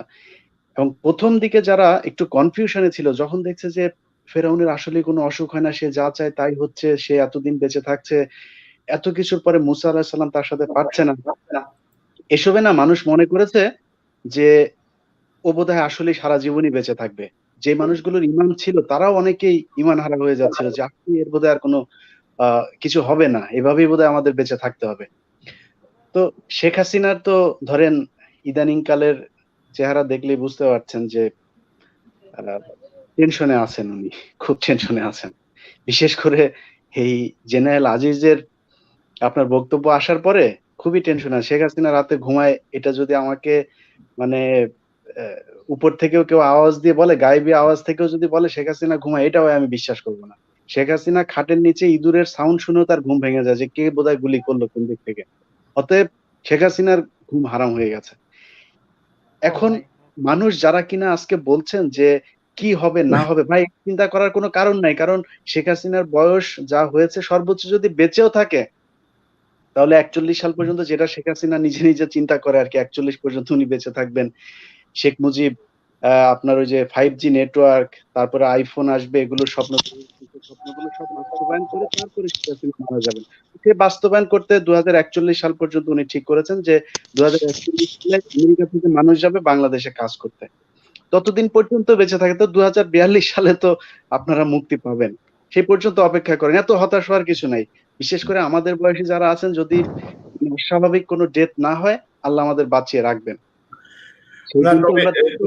তবে ইলিয়াস, আপনি যা বলছেন, মানুষ সম্ভবত আপনার এই কথার সঙ্গে একমত হবেন না। মানুষ খুব দ্রুত মুক্তি চায়, এবং মানুষ যদি দ্রুত মুক্তি চায়, মানুষকে রাজপথে নেমে আসতে হবে, আন্দোলন করতে হবে, প্রতিবাদ করতে হবে, সাহস করে নামতে হবে। সেটা কিন্তু হচ্ছে। আজকে আপনি দেখুন, আপনি নাহলে 41 সালের পরে দেখা যাবে যে এটা তো ধরেন পৈতৃক সম্পত্তি না, আরেক বোনের অংশ পাবে, নাতি নাতনিদের অংশ আছে, তাই না? অনেক রকম ব্যাপার তো এখানে কাজ করে। তো ইলিয়াস, মানুষের মধ্যে যে জাগরণ তৈরি হয়েছে, সেটা আমি তো আমার মতো করে বললাম আর কি। যারা একেবারেই হতাশ হয়ে যাচ্ছেন তাদের জন্য বললাম আর কি, সান্ত্বনা দেওয়ার জন্য। কিন্তু যে কথাটা ওই একজন ভদ্রলোক বলেছেন যে রিজার্ভের কথাটা, এটা খুব গুরুত্বপূর্ণ একটা বিষয়।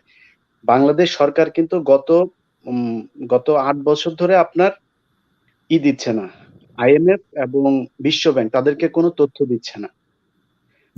আরেকটা বিষয়, এত অর্থনীতিবিদ হওয়ার প্রয়োজন নাই, পৃথিবীর মধ্যে এমন একটা দেশ আছে যেই দেশের মধ্যে একেবারে রাষ্ট্রীয়ভাবে আইন করা হয়েছে, যদি কোনো ব্যাংক দেউলিয়াত্ব ঘোষণা করে, তাহলে সেই ব্যাংকের যত গ্রাহক আছে তার যত কোটি টাকাই থাকুক, 1 লাখ টাকার বেশি কেউ ফেরত পাবে না। এই আইন পৃথিবীর একটা দেশে আছে। কনক ভাই, এই আইনটা কেন করা হয়েছে আপনি একটু বলেন তো? তারা রিজার্ভ স্বর্ণ চুরির বিষয়টা তো আমি 2013 সালে সেই নিউজ করে এসেছে যে স্বর্ণের যে হিসাব রাখা আছে এই আপনার বাংলাদেশ ব্যাংকের ভোল্টের মধ্যে, সে ভোল্টের মধ্যে সেই স্বর্ণ নাই, সেই হিসাব তারা আমাকে দিতে পারে নাই। সেটা নিয়ে আমি নিউজ করে এসেছি 2013 সালে। অতএব এখন সেই স্বর্ণ আছে কি নাই সেই হিসাব কে জানে? রিজার্ভের কথা যেটা বলা হচ্ছে, সেই রিজার্ভের টাকা আসলে আছে কি নাই সেটা কে জানে?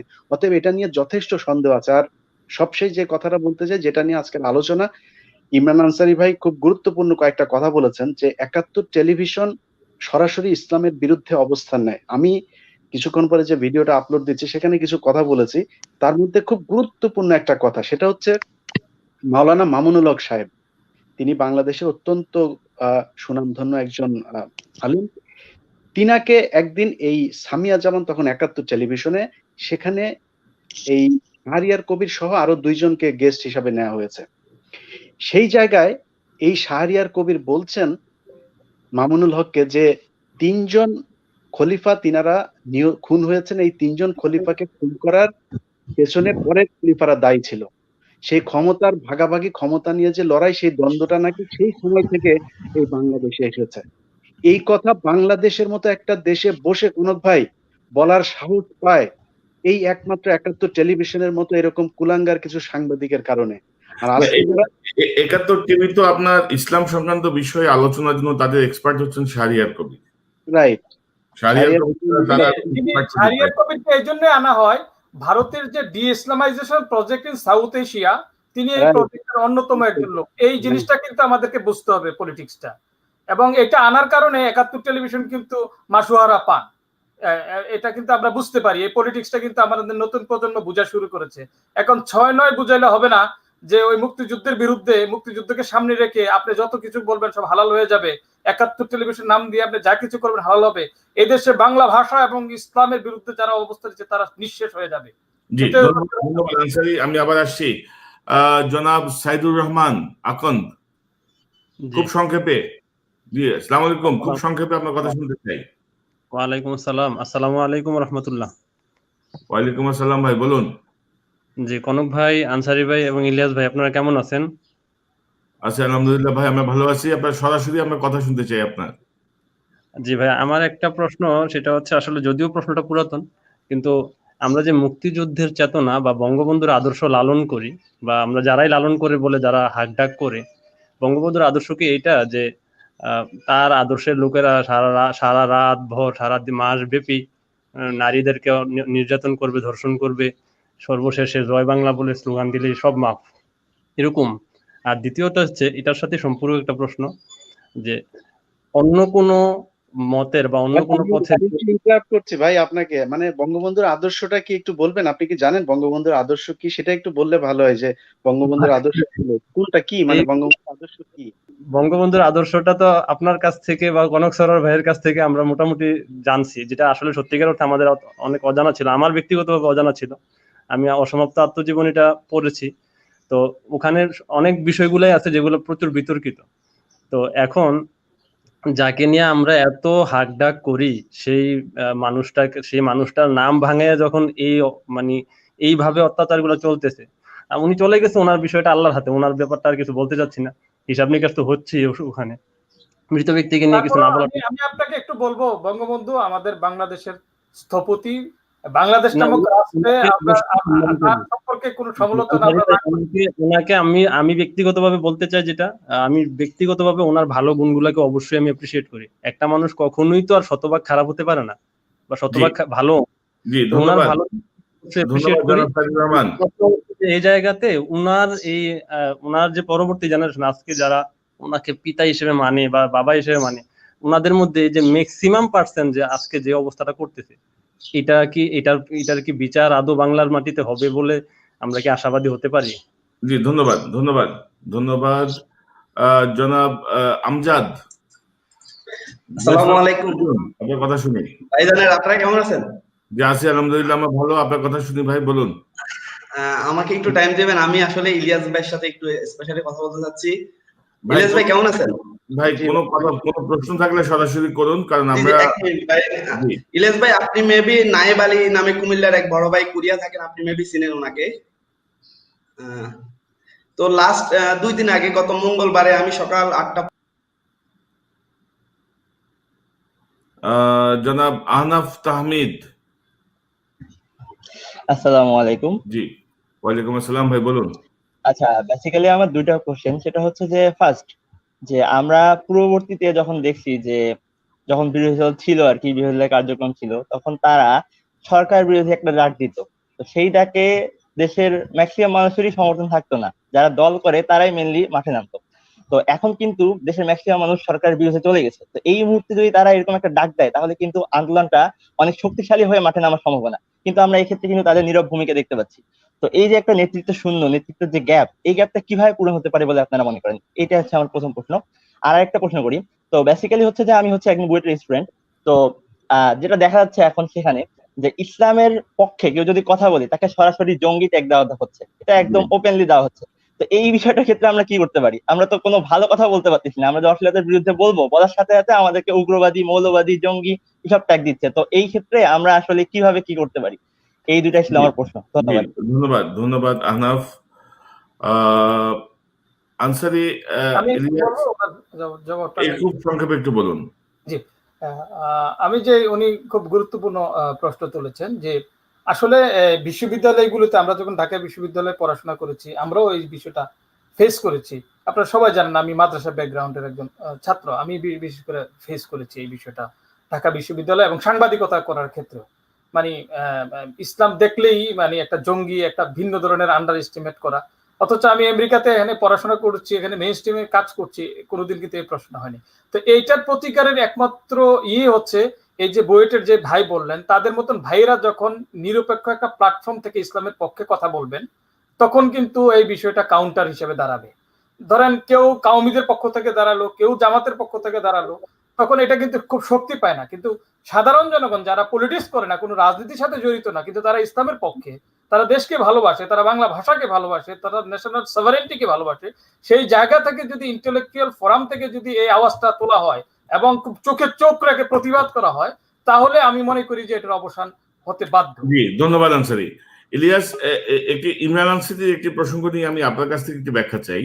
যে আনসারী বলছিলেন যে শেখ মুজিবুর রহমান বাংলাদেশের স্থপতি, তাকে নিয়ে আমরা খারাপ কোনো সমালোচনা করতে চাই না, তিনি একটু বেশি আবেগতাড়িত মনে হচ্ছে। একটু আপনি কি বলবেন যে শেখ মুজিবুর রহমান অবশ্যই গুরুত্বপূর্ণ ভূমিকা রেখেছেন আমাদের স্বাধীনতা সংগ্রামে, আমরা অবশ্যই তাকে শ্রদ্ধা করি, কিন্তু তাকে নিয়ে যে বাড়াবাড়ি হয়েছে, তাকে যেভাবে দেবতার আসনে বসিয়ে বাড়াবাড়ি নিয়ে আমরা সমালোচনা করতে পারি, যেভাবে কথা হয়েছে, তাতে আসলে শেখ মুজিবুর রহমানকেই ছোট করা হয়েছে। তো ইমরান আনসারীর এই বিষয়টা নিয়ে একটু আপনার কাছ থেকে একটু শুনতে চাই। শোনেন, শেখ মুজিবুর রহমান উনি মারা গেছেন, আমি এই জায়গাটায় ঠিক আছে, ইমরান আনসারী ভাই বলছেন যে মারা গেছে, যেহেতু তিনাকে নিয়ে কোনো সমালোচনার প্রয়োজন নাই, তিনার যে বাংলাদেশের প্রতি কোনো অবদানই নাই একেবারে তা না, কিন্তু কথা হচ্ছে যে বিষয়টা বলা হচ্ছে যে তিনি মুক্তিযুদ্ধের স্বাধীনতার ঘোষক।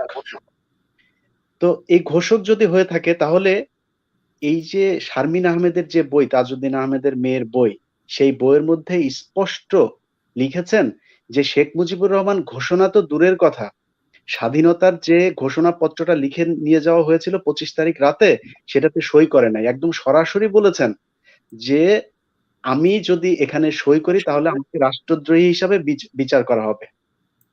অতএব সবকিছু শেখ মুজিবের উপরে চাপিয়ে দেওয়া হচ্ছে এরকম না। আর আরেকটা কথা যেটা, যদি এটাকে আপনি অন্যভাবে বিশ্লেষণ করতে যান, তারাই বাংলাদেশে দেখিয়েছে মৃত মানুষের গাড়ির মধ্যে জুতা নিক্ষেপ করা যায়, তারাই দেখিয়েছে মানুষ মারা যাওয়ার পরে কবরে গিয়ে হামলা করা যায়।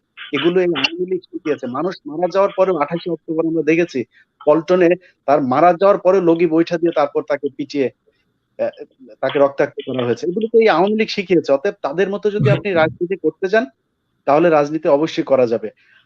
আর খুব বেশি কথা বলতে চাই না, শেখ মুজিবুর রহমান সম্পর্কে জানতে হলে 71 থেকে 75-এ যা যা ঘটেছিল সেইসব ঘটনাগুলো পড়তে হবে, সেই ঘটনা যেসব বই আছে সেই বইগুলো পড়তে হবে, সেই বইগুলো পড়লে অনেক কিছু জানা যাবে। অন্য মানে এবং ইলিয়াস, আপনি যে বইটি রেফারেন্স দিচ্ছিলেন, শারমিন আহমেদ, তিনি হচ্ছেন তাজউদ্দিন আহমেদের কন্যা, তাজউদ্দিন আহমেদের বড় মেয়ে, বাংলাদেশের প্রথম প্রধানমন্ত্রী তো, তাই না? আমাকে একটু সুযোগ দিতে সাহেবের মেয়ে, এবং তিনি সহ আরো অনেকেই খুব তীব্র ভাষায় বলেছেন। ইমরান আনসারী, আমি আপনার পালসটা বুঝি, আমি আপনার বিষয় ধরতে চাই যে আমরা যেমন ইলিয়াস বলছিলেন যে এই সংস্কৃতি কিন্তু আওয়ামী লীগ স্থাপন করেছে। এখন আওয়ামী লীগের কোন নেতা বা মন্ত্রী যখন অসুস্থ হয়, তার জন্য দোয়ার বদলে গালাগালি আসে বেশি, যেই হোক, যে পর্যায়েই হোক। তো এই জায়গাটির আসলে আওয়ামী লীগ কিভাবে সমাধান করবে আমি জানি না। তো মারামারির ফল সবসময় ভয়ঙ্কর হয়। জনাব কাশেম, আপনার কাছ থেকে শুনতে চাই। আসসালামু আলাইকুম। আমরা 1 ঘন্টা হয়ে গেছে আমাদের, আমরা শেষ করতে হবে। জি, ওয়ালাইকুম আসসালাম, বলুন। আমি যেটা বলতে চাই সেটা হচ্ছে, আমি বর্তমানে ইউরোপে আছি। আমি দেশে গিয়েছিলাম। আমি বেশ কয়েকবার বিভিন্ন কারণে থানায় যেতে হয়েছে। থানাগুলার যে অবস্থা আমি নিজের চোখে দেখেছি, থানাগুলা বাংলাদেশের একটা কোর্ট হয়ে গেছে, একটা আদালত হয়ে গেছে। মানুষকে ধরে আনে, পিটাই, টাকা আনে। নিরীহ মানুষ, সিএনজি ড্রাইভার, আপনার মনে করেন কারো সাথে সামান্য রকমের, বাংলাদেশে তো মনে করেন জায়গা জমি এগুলো নিয়ে সবসময় ঝামেলা থাকে। কারো যদি একটু জায়গা জমির মধ্যে সামান্য রকমের কোনো ঝামেলা পাই, এটা নিয়ে থানা থেকে ধরে আনে। এই বাদী দুই পক্ষের থেকে টাকা খাই, যার ক্ষমতা আছে তার পক্ষে থাকে থানাগুলা। বাংলাদেশের প্রত্যেকটি থানা হয়ে গেছে এক একটি অপরাধের স্বর্গরাজ্য। আমি এটা বলতে চাইছিলাম। জি, ধন্যবাদ জনাব কাশেম, ধন্যবাদ আপনাকে। আবুল ভাই শিকারী, আসসালামু আলাইকুম স্যার। আমি বলতে চাই, ছোট একটা কবিতার মাধ্যমে আমার কথাগুলো উপস্থাপন করতে চাই আপনাদের মাধ্যমে, যদি দয়া করে অনুমতি দেন। কবিতাটার নাম বিধ্বংসী পয়গা। বিচার আচার নয় বলে জার্লিয়াত উঠছে জেগে, ঝুঁকি নিয়েই চলছে জীবন সন্ত্রাসীদের দয়া লেগে। ফেব্রুয়ারির 21-তে ফুলের মতো সাত তরুণী লুলুপ-দৃষ্টির শিকার হলো অমানিসার এই করণী। পাষণ্ডের খুলরাঙা ঘাট পাকা ফ্যাসিস্ট পেশিতে কামালের কামাল দেখো প্রভাত ফেরির দোষিতে। দম্ভ নিয়ে চলছে ছুচু লম্ফচম্প সক্ষমতায়, মাফিয়াদের প্রধান যিনি আগলে রাখে মমতায়। কানুন নিয়ে বজ্জাতিতে কল্পিতা উদ্দীপনা, আকাশ ছোঁয়া স্বপ্ন এখন ধর্ষণেতে যাচ্ছে মারা। বস্ত্রহরণ হচ্ছে মায়ের সামনে পিতা অসহায়, ইতিহাস দেখোতে শতকৌরব নরকধায়। আড়ম্বরে চলতেছে সব পৌরনটির পানশালা, রঙিন চোখে মজা লুটে প্রতিবাদ গায়ে যায় জ্বালা। দ্বন্দ্ব তোদের হবে হবে আর পাবি না বাহানায়, ভালো মন্দের কতখানি দেখো স্মৃতির আয়নায়। বিরক্ত নয় খালি হাতে, যা আছে তাই দাওগে শান, লেজুর বৃত্তি উৎখাতে বিধ্বংসী বিপ্লবী প্রাণ। আমার খরচিত কবিতা বিশ্লেষণ করে আপনারা বর্তমান বাংলাদেশের পুরো চিত্রটি নিয়ে এসেছেন, আপনাকে অসংখ্য ধন্যবাদ। জনাব সাইদুল বাশার, ভাই বলুন আপনার সংক্ষেপে। আসসালামু আলাইকুম ভাই। জি ভাই, জি বলুন। আমি ঢাকা থেকে বলছি, আমার নাম সাইদুল বাশার। জি, আপনাদের আমি ফ্যান, ইলিয়াস ভাই, কনক ভাই, আপনাদের আমি ফ্যান। আমি প্রতিটা আপনাদের এই ভিডিও দেখার জন্য চেষ্টা করি এবং দেখি, কিন্তু আমার কোশ্চেন হলো মূল জিনিস যেটা এখন নেতৃত্ব প্রয়োজন, কিন্তু বিএনপির লোকদেরকে অথবা জামাতের লোকদেরকে শেষ করে দিছে। বিএনপির লোকদেরকে যেভাবে ওষুধ খাওয়ায় ঘুম পাড়ায় রাখছে, সেই ঘুম পাড়ানোর তো আর জেগে উঠছে না এখন মানুষ। কিন্তু আমরা এখন নেতৃত্ব শূন্য অবস্থানে আছি। আমরা কি কোনো ভালো নেতৃত্ব খুঁজে পাবো, সেটা আমাকে জানাবেন কনক ভাই এবং ইলিয়াস ভাই এবং দেলোয়ার, মেজর দেলোয়ার ভাই। জি ধন্যবাদ, ধন্যবাদ সাইদুল বাশার, ধন্যবাদ ভাই। নেতৃত্ব সময় থাকলেই নেতৃত্ব সৃষ্টি হয়ে যাবে, নেতৃত্ব আসবে। জনাব উবাইদুল্লাহ। আসসালামু আলাইকুম স্যার। ওয়ালাইকুম আসসালাম ভাই, বলুন। স্যার প্রথমে আপনাকে ধন্যবাদ জানাতে চাই স্যার, আপনি ইলিয়াস ভাইয়া এবার আছে ভাইয়া যেভাবে আপনার মিডিয়ার কথাগুলো আপনারা যেভাবে তুলে আনতেছেন ইউটিউবের মাধ্যমে, এটা আসলে অনেক কিছু বাংলাদেশের জনগণের জন্য, বাংলাদেশের জন্য। জি ভাই, মন্তব্য, আপনার জিজ্ঞাসা বা মন্তব্য বলেন। জি ভাই, first of all I appreciate all of you. আর জিজ্ঞাসাবাদটা স্যার আপনার খুবই ইজি। বাংলাদেশের মানুষ পথে আসবে, রাজপথে আসবে, প্রতিবাদ করবে, তখন পুলিশের গুলি খায়া, সেনাবাহিনীর গুলি খায়া বাংলাদেশের মানুষ মারা যাবে। তখন আপনার নেতৃস্থানীয় যারা আসলে আপনার প্রতিবাদটা করলে আসলে আপনার ক্ষমতার দম্ভটা আপনার নড়েচড়ে বসবে, তারা কি আমাদেরকে সাপোর্ট করবে? লাইক পুলিশ, লাইক সেনাবাহিনী, ওনারা কি আমাদেরকে সাপোর্ট করবে? ওনাদের সাপোর্ট ছাড়া কি একটা উত্থান সম্ভব হবে? এটাই আমার প্রশ্ন স্যার। জি ধন্যবাদ, ধন্যবাদ। সেনাবাহিনী সাপোর্ট করবে কিনা এটা তো অনেক জটিল প্রশ্ন। কে আপনাদের পাশে থাকবে, কিভাবে হবে, এটা অনেক জটিল প্রশ্ন। জনাব মামুন হাসান, খুব সংক্ষেপে ভাই, আমরা 1 ঘন্টা পার হয়ে গেছে, আমরা শেষ করবো অনুষ্ঠান। আসসালামু আলাইকুম ভাই। ওয়ালাইকুম আসসালাম ভাই, বলুন। ভাই আমি একটা জিনিস জানতে চাচ্ছিলাম যে বাংলাদেশের যে 2টা দল আছে, আওয়ামী লীগ, বিএনপি, এরাই তো জাতীয় পর্যায়ে ভোট করে। 2টা দলই প্রতি বছর আসে, 5 বছর অন্তর অন্তর আসে, স্বাভাবিক। এছাড়া এই 2টা দল ছাড়া কি অন্য কোনো দল কি বাংলাদেশে আসতে পারে, কি এরকম কোনো আছে কি নাই? আপনার কি মনে হয় আসার ক্ষেত্রে কোনো বাধা আছে? জনগণ ভোট দিবে, আসবে, কোনো বাধা আছে মনে করেন আপনি? না, ওইটা না, আমি জিজ্ঞাসা মানে আপনার কি মানে মনে হয়। আর জি ধন্যবাদ, ধন্যবাদ আপনাকে মূল্যবান অংশগ্রহণের জন্য। ইলিয়াস হোসেন, আমরা ইমরান আনসারী, আমরা শেষ দিকে, আমরা ওভারঅল একটা আলোচনা শুনতে চাই। দর্শক দয়া করে আর কেউ সংযুক্ত হবেন না, অনেকেই সংযুক্ত হতে চাচ্ছেন, কিন্তু কারো কারো সংযোগ আসলে সম্পন্ন না, অর্থাৎ device is not connected properly বলা হচ্ছে। তো আমি চাইলেও অনেকে নিতে পারছি না, এই কারণে আমি বারবার তাদেরকে চেষ্টা করছি নিতে, কিন্তু তারা সংযুক্ত হতে পারছেন না। তো আমি জানি না এখানে আপনাদের ইন্টারনেটের সমস্যা হতে পারে বা ডিভাইসের কোনো সমস্যা হতে পারে।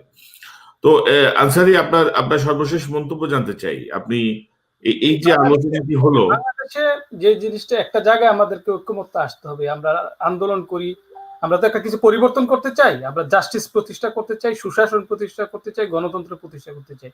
একটা জায়গায় আসতে হবে আমাদেরকে, আমাদের যে ন্যাশনাল লিডার কারা তাদের একটা স্বীকৃতি আসতে হবে। যেমন যে কথাটা ইলিয়াস বলছিলেন, বাংলাদেশে মুক্তিযুদ্ধ মানে বঙ্গবন্ধু, এরপরে আর কোনো ইতিহাস নাই, সামনেও নাই পরেও নাই, এখান থেকে কিন্তু শেষ, এখান থেকেই শুরু। একটা জাতি যদি একজন দিয়ে শুরু হয়, একজন দিয়ে শেষ হয়, তাহলে এই জাতির স্থায়িত্ব কিন্তু থাকবে না। এখানে মরহুম মাওলানা ভাসানীর নাম আসতে হবে, জাতীয়ভাবে তাকে স্বীকৃতি দিতে হবে, তাজউদ্দিন আহমদকে ইতিহাসে নিয়ে আসতে হবে, প্রেসিডেন্ট জিয়াউর রহমানকে নিয়ে আসতে হবে, স্বাধীনতার ঘোষককে নিয়ে আসতে হবে, এবং জেনারেল এমএজি উসমানীকে নিয়ে আসতে হবে। ন্যাশনাল লিডারের শ্রদ্ধা রেখে আমাদেরকে রাজনীতিটা করতে হবে। শেরেবাংলা একটি ফজলুল হককে আনতে হবে, হোসেন শহীদ সারওয়ার্দিকে আনতে হবে, মাওলানা ভাসানীকে আনতে হবে, ইস্ট বেঙ্গল রেজিমেন্টের প্রতিষ্ঠাতা মেজর গনিকে আনতে হবে, যে ইস্ট বেঙ্গল রেজিমেন্ট মুক্তিযুদ্ধে আছে। তো ন্যাশনাল লিডারদের একটা স্বীকৃতি দিতে হবে। আরেকটা যে কাজ করতে হবে, যে আপনি যদি ট্রু সেন্সে গণতন্ত্র বা গভর্নেন্স প্রতিষ্ঠা করতে চান, জাস্টিসের পক্ষে কথা বলতে হবে। এখন ধরেন যে ওই কাউমিদেরকে পিটাচ্ছে, সে হুজুর দেখে আপনি তার পক্ষে কথা বলবেন না। এখন ওই আবুল আসাদ সাহেব সংগ্রামের একজন সিনিয়র এডিটর, তাকে পিটাচ্ছে, তাকে ধরে নারকীয় কায়দায় মুক্তিযুদ্ধ মঞ্চের নামে নিয়ে আসবে, আপনি এখানে লজ্জা পাচ্ছেন। এরকম মানসিকতা দিয়ে আপনি মনে করবেন আপনি নেতা হবেন, জাস্টিস প্রতিষ্ঠা করবেন, হবেন না। জাস্টিস যেখানে ইনজাস্টিস হবে সেখানে আপনাকে দেশে কথা বলতে হবে। এরকম মানসিকতার লোকেরা যদি সামনে আগান, ধীরে ধীরে আমি মনে করি বিজয় আসবে। আমাদেরকে একটা ন্যাশনাল কনসেনসাসে আসতে হবে যে আমরা সবাই জাস্টিসের পক্ষে থাকবো, ইনজাস্টিসের বিপক্ষে থাকবো। আবার আওয়ামী লীগের বিরুদ্ধে যদি ইনজাস্টিস আমরা কথা বলবো, বিএনপির বিরুদ্ধে হলে ইনজাস্টিসের কথা বলবো, কারণ আমাদের ধর্মের মূল কথা হচ্ছে জাস্টিস প্রতিষ্ঠা। আমি মূল কথাটা এটাই বলতে চাই, জাস্টিসের পক্ষে জীবন দিয়ে হলেও থাকতে হবে, তাহলেই কিন্তু মুক্তি আসবে, আলো আসবে। জি, ধন্যবাদ আনসারি। কারণ মানবাধিকার থেকে শুরু করে সকল কিছুই, কোনো কিছুই কিন্তু পার্সিয়াল হয় না, যে আপনার ক্ষেত্রে অধিকার ঠিক আছে, আমার ক্ষেত্রে অধিকার নাই, সেটি কখনোই হতে পারে না। যেটি ৭১ টেলিভিশন সহ আওয়ামী প্রোপাগান্ডা আরো বেশ কিছু যে টেলিভিশন আছে, তারা যেটি প্রতিষ্ঠিত করতে চায়, যেভাবে মানুষের উপর সব চাপিয়ে দিতে চায়। ইলিয়াস হোসেন, আপনার টোটাল মন্তব্য জানতে চাই আজকের আলোচনা, দর্শকদের মতামত সব মিলিয়ে। যে আজকের মূল অনুষ্ঠান তো হচ্ছে ওই ৭১ টেলিভিশনের বিষয়টাই। তো আমাদের কনক ভাই এবং আমরা যারা সোশ্যাল মিডিয়াতে কাজ করি, তাদের একটা বিশাল অংশ থাকে, সাধারণ মানুষ আমাদেরকে বলে থাকেন যে ভাই আছি, এগিয়ে যান, বীর, এই সেই নানান বাঘের বাচ্চা এই সে এগুলো বলে আমাদেরকে পাম মারেন, আর মানে বলার জন্যই বলেন। তো আপনাদের কাছে সাধারণ মানুষের, ইলিয়াস, আমাদের প্রতি সাধারণ মানুষের এক ধরনের ভালোবাসা আছে, কারণ তারা দেখেন যে বাংলাদেশের মিডিয়া যে বিষয়গুলো নিয়ে আসতে পারছে না, সে বিষয়গুলো তারা এই ইউটিউব চ্যানেলের মাধ্যমে তারা জানতে পারে, এবং তারা দেখেছেন যে এই বিষয়গুলো সত্য। তো তাদের এই অ্যাপ্রিসিয়েশন আমাদেরকে অবশ্যই স্যালিউট করতে হবে। যে আমরা তো সেই জায়গা থেকে আমরা কখনো আপনাদের কাছে কিছু চাই নাই। আমরা কিন্তু আজকে জীবনের ঝুঁকি নিয়ে, ধরুন ডক্টর কনক সারোয়ার, আমি, যারাই কথা বলছে, বা মেজর দেলোয়ার, যে যারাই আছে এই অনলাইনে, তাদের সবাই কিন্তু জীবনের ঝুঁকি নিয়ে কথা বলছে। আমি কিন্তু, আমার প্রয়োজন ছিল না যে আমেরিকাতে এই জীবনের ঝুঁকি নিয়ে তারপরে কথা বলে। আমেরিকাতে টাকা পয়সা কামাই আমি দেশে যেতে পারতাম, আসতে পারতাম, কি দরকার ছিল? তো দেশের জন্যই আমরা যতটুকু ঝুঁকি নিয়েছি, হয়তো আমাদের দ্বারা দেশ স্বাধীন করা সম্ভব না, কিন্তু যতটুকু ঝুঁকি নিয়েছি, আপনাদের কাছ থেকে সেটার রিটার্ন চাই কিছু কিছু জায়গায়। তার মধ্যে ১ নাম্বার হচ্ছে, এখন যেই ঘটনাটা চলছে, ৭১ টেলিভিশন শুধু একটি টেলিভিশন না, এই বাংলাদেশের গণমাধ্যম থেকে শুরু করে পুলিশ, সেনাবাহিনীর একটা অংশ, সবাই সরাসরি এখন বাংলাদেশের বিরুদ্ধে অবস্থান নিয়েছে। ক্যান্টনমেন্টের ভেতরে ভারতীয় সেনাবাহিনীর আধিপত্য আছে, তাদের মেজর জেনারেল, তাদের ব্রিগেডিয়ার জেনারেলরা এখন কাজ করে, চেয়ার নিয়ে অফিসিয়ালি কাজ করে। এটা তো সত্য কথা, সবাই জানে। অথচ দুঃখের সাথে বলতে হয়, বাংলাদেশ এমন একটা দেশ, যেই দেশে ৯০% মানুষ মুসলমান, যেই দেশের একটা বিরাট অংশ মাদ্রাসাতে পড়াশোনা করে। আমার কাছে কদিন আগে একজন একটা ইমেল করেছে, সেখানে দেখলাম তার কোড টোড নাম্বার, আমি সেগুলো বলছি না, কোড টোড নাম্বার সহ দিয়েছে, সে বিডিআর এ চাকরির জন্য অ্যাপ্লিকেশন করেছিল।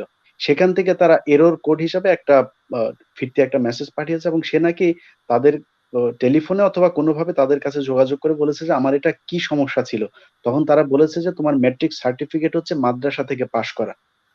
90% একটা দেশের মধ্যে মাদ্রাসা থেকে পাশ করলে তার সেনাবাহিনী, পুলিশ, বিডিআর এ চাকরি হবে না, এটা আমরা দেখতে চাই না।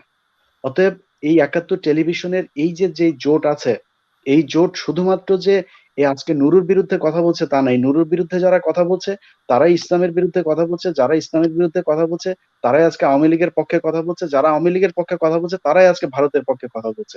অতএব সেই জায়গাটা তার আরেকটা কথা আমি বলতে চাই, আপনারা দুইজনই আমার সিনিয়র সাংবাদিক, কিন্তু একটা জায়গায় আমি খুব আমি আমি বাঁচি আর মারা যাই একটা কথা বলতে চাই, সেটা হচ্ছে যে ভারত রাষ্ট্রটা আমাদের শত্রু, ভারতের আগ্রাসন বলে কিছু নাই। যে কথাটা আপনারা দুজনেই কিছুক্ষণ আগে বলেছিলেন একজন দর্শকের কথায়, ভারত রাষ্ট্র বলে কিছু নাই, মানে আগ্রাসন বলে কিছু নাই, ভারত রাষ্ট্রটাই আমাদের শত্রু, যেটা ব্রিটিশরা 1947 সালে যাওয়ার পর থেকে আজ পর্যন্ত প্রতিটা পদে পদে তারা প্রমাণ করেছে। দেখুন, পূর্ব বাংলা আর পশ্চিম বাংলা দুটা বাংলা আলাদা, সেই দুইটা বাংলা কিন্তু আলাদা ছিল না, কিন্তু আমরা আলাদা হয়েছি। আমরা আজকে কেমন আছি আর পশ্চিম বাংলার মুসলমানরা কেমন আছে সেটা একটু চিন্তা করে দেখুন। মমতা আজকে সারাদিন বলে যে তারা মুসলমানদের পক্ষে কথা বলে। 1945 সালে দেশ যখন স্বাধীন হয় তখন সেখানে মুসলমানের সংখ্যা ছিল সম্ভবত 33 ভাগ, আর মানে চাকরি ছিল, সরকারি চাকরিতে মুসলমানদের সংখ্যা ছিল, উপস্থিতি ছিল 33 ভাগ, সেটা এখন 2 ভাগে নেমে এসেছে। হায়দ্রাবাদ, সে হায়দ্রাবাদের নিজাম ছিল মুসলমান, সেই মুসলমান হায়দ্রাবাদের নিজামকে সরিয়ে তারপরে 8 ঘন্টার মধ্যে তাদেরকে দখল করা হয়েছে। সেখানকার মুসলমানরা এখন কি অবস্থায় আছে সেটা একটু জেনে দেখুন। কাশ্মীরের মুসলমানরা 370 ধারাকে সরিয়ে দিয়ে, অনুচ্ছেদকে সরিয়ে দিয়ে তারপরে আজকে সেখানকার মুসলমানদের উপরে কি নির্যাতন করছে সেটা একটু চিন্তা করে দেখুন। অতএব এই ভারত রাষ্ট্রীয়ভাবে মুসলমানদের বিরুদ্ধে কাজ করেছে, সেটা সেই বঙ্গভঙ্গ থেকে শুরু করে আজকের যে 1971 এবং এই 2020 সালে আমরা যেখানে বসবাস করছি সেই জায়গায় কনক ভাই এই বিষয়টা নিয়ে আপনি আরেকটা আলোচনা করতে পারেন। এটা ভারতের শুধুমাত্র আগ্রাসন এই এখন ওই বিজেপি থেকে কিংবা আরএসএস থেকে বা কোনো একটা জায়গা থেকে এসেছে, তাদের এই রয়ের এবং ভারতের যে পলিসি, এই পলিসিটাই সেখান থেকে শুরু হয়েছে। আমাদের বাংলাদেশে কি কবির অভাব আছে? আজকে আমাদের এই যে কিছুদিন আগে আব্দুল, সম্ভবত ওনার নাম কি আমি ভুলে গেছি, যে মারা গেল যে কিছুদিন আগে, তাকে শহীদ মিনারে দাফন করতে পর্যন্ত, মানে জানাজা পর্যন্ত পড়তে দেওয়া হয় নাই, অথচ সেই ব্যক্তিটার এই মতো এরকম মুসলমান কবির কিন্তু বাংলাদেশে অভাব নাই। কিন্তু কোত্থেকে রবীন্দ্রনাথ, যারা কিনা বাংলাদেশের মানুষকে শিক্ষিতই করতে চায় নাই। শুধু এটাই না, আপনি পৃথিবীর একটা দেশ দেখান যেই দেশের মধ্যে অন্য দেশের কবিদের বই এমন একেবারে সামগ্রিকভাবে তাদের বেসিক শিক্ষা পাঠ্যক্রমের মধ্যে এইভাবে ঢুকানো হয়েছে।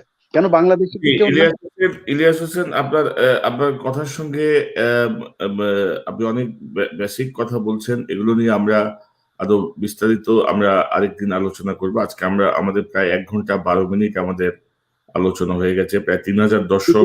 ওই ভারতের জায়গাটা ওইভাবেই মানতে হবে, ভারতকে কোনো বিশেষ জায়গা থেকে ঘৃণা করা যাবে না, ভারতকে দেশ হিসেবে ঘৃণা করতে হবে। যতদিন পর্যন্ত না তাদের যে ফরেন পলিসি বাংলাদেশের উপরে তারা অ্যাপ্লাই করছে, কিংবা এই ভূ রাজনৈতিক ভাবে তাদের যে পলিসি, দেখুন কোনো দেশই কিন্তু তাদের সাথে নাই। অতএব কোনো পরিস্থিতিতে ভারতকে আমাদের বন্ধু রাষ্ট্র মনে করার কোনো কারণ নেই, কারণ পৃথিবীর উত্তর কোরিয়া, দক্ষিণ কোরিয়া, ফিলিস্তিনি, ইসরায়েল, এগুলো সবার সাথে কিন্তু খারাপ সম্পর্ক আছে। পার্শ্ববর্তী রাষ্ট্র হলেই তার সাথে বন্ধুত্ব থাকতে হবে এমন কোনো কথা নেই। ভারতের সাথে কারো সম্পর্কে ভালো নেই, পাকিস্তানের নাই, ভুটানের নাই, নেপালের নাই, চীনের নাই, তো আমরা বাংলাদেশিরা কেন থাকছি? আপনারা জানেন যে কেন থাকা হচ্ছে। অতএব রাষ্ট্রীয়ভাবে তাদের এই জায়গাটা ইলিয়াস, আমরা একটু ব্যতিক্রম, যে ভারতের আমরা যদি ইতিহাস বিশ্লেষণ করি আমরা দেখবো যে ভারত হচ্ছে শক্তের ভক্ত, নরমের জম।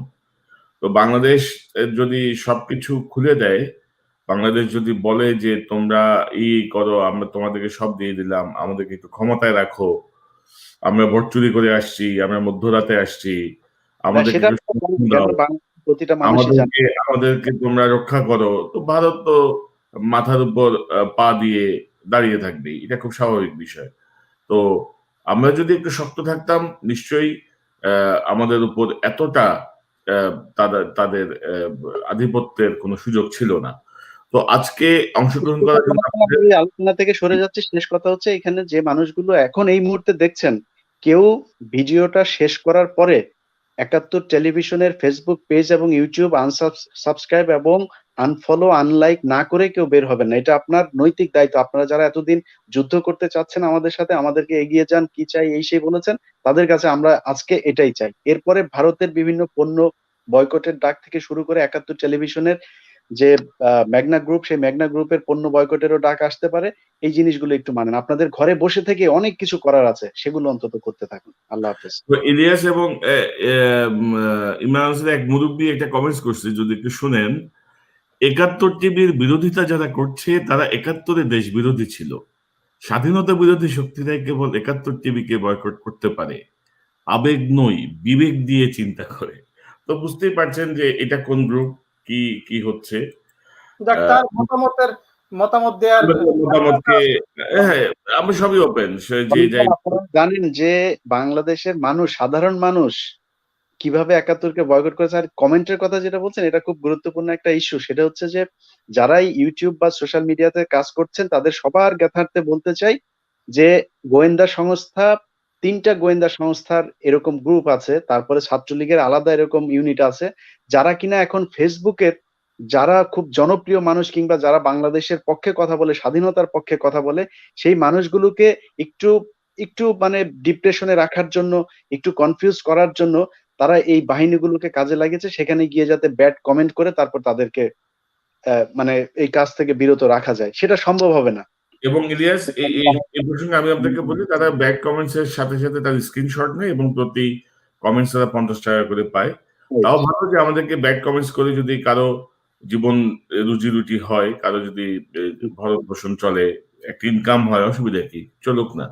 মানুষ তো বোঝে কি হচ্ছে না হচ্ছে। আর পাশাপাশি আপনাদের দুজনকে ধন্যবাদ জানাচ্ছি। এবং ইলিয়াস, সাম্প্রতিক সময়ে গতকালই তো হোম মিনিস্ট্রি থেকে একটি বিজ্ঞপ্তি প্রচার করা হয়েছে। মূলত সেনা প্রধানের এই যে টেলিফোন আলাপ যে ফাঁস হলো, তারপরে তাদের কোনো বক্তব্য নাই, দালাল সাংবাদিকদের কোনো নিউজ নাই, কোনো বিশ্লেষণ নাই, প্রতিবাদও নাই। তারা সতর্ক করেছে, বিনয়ের সাথে বলেছে যে এসব থেকে বিরত থাকতে। আমরা বিনয়ের সাথে জানাতে চাই যে আমরা এসব থেকে বিরত থাকবো না, আমাদের কাজ অব্যাহতভাবেই চলবে, মুখোশ উন্মোচন চলতেই থাকবে। ইতিমধ্যে যেসব তথ্য আমাদের কাছে আছে নিশ্চয়ই ধারাবাহিকভাবে তার সবটুকুই প্রচারিত হবে দেশের স্বার্থে, বাংলাদেশের জন্য, গণতন্ত্রের জন্য এবং মানুষের অধিকার ফিরে আনার জন্য, মানুষের ভোটাধিকার নিশ্চিত করার জন্য, মানুষের মুখের অধিকার, বাক স্বাধীনতা ফিরিয়ে আনার জন্য। জামাইকাতে আপনার পুলিশের যে অফিসার দু একজন জমি কিনেছে, সেগুলো ইমরান আনসারী ভাইকে একটু খুঁজে টুজে তারপর ঠিকানাগুলো বের করার ওই দায়িত্বটা দিয়ে রাখলে ভালো। এগুলো আসবে। বিনয়ের সাথে অনুরোধ করেছেন, আমরা বিনয়ের সাথে প্রত্যাখ্যান করলাম এবং আমাদের কাজ চলবে এবং আরো অনেক তথ্য আসবে। যেসব তথ্য আছে না, লাভ দিয়ে উঠবে সব। ওয়ান ফাইন মর্নিং ঘুম ভাঙবে অন্যভাবে অনেকেরই। তো আজকে এই পর্যন্তই। দর্শক যারা আমাদের সঙ্গে যোগ দিলেন তাদের সবাইকে ধন্যবাদ জানাচ্ছি। দর্শক, আমরা চেষ্টা করব নিয়মিতভাবে এই অনুষ্ঠানটি আয়োজন করতে, যেন আপনারা আপনাদের মতামত আমাদের সঙ্গে শেয়ার করতে পারেন। আমরা আপনাদের কথা শুনতে চাই। অতিথিদের আবারও ধন্যবাদ।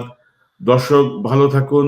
এতক্ষণ যারা আমাদের সঙ্গে ছিলেন আপনাদের সবাইকে অসংখ্য ধন্যবাদ জানাচ্ছি। নিশ্চয়ই আবারও দেখা হবে। আপনারা পাশে থাকবেন, এই চ্যানেলটি সাবস্ক্রাইব করে আপনারা পাশে থাকবেন, যেন যখন যে অনুষ্ঠান আমরা করি সঙ্গে সঙ্গে আপনারা নোটিফিকেশন পেতে পারেন। আবারও দেখা হবে ইনশাল্লাহ। ভালো থাকুন। আসসালামু আলাইকুম।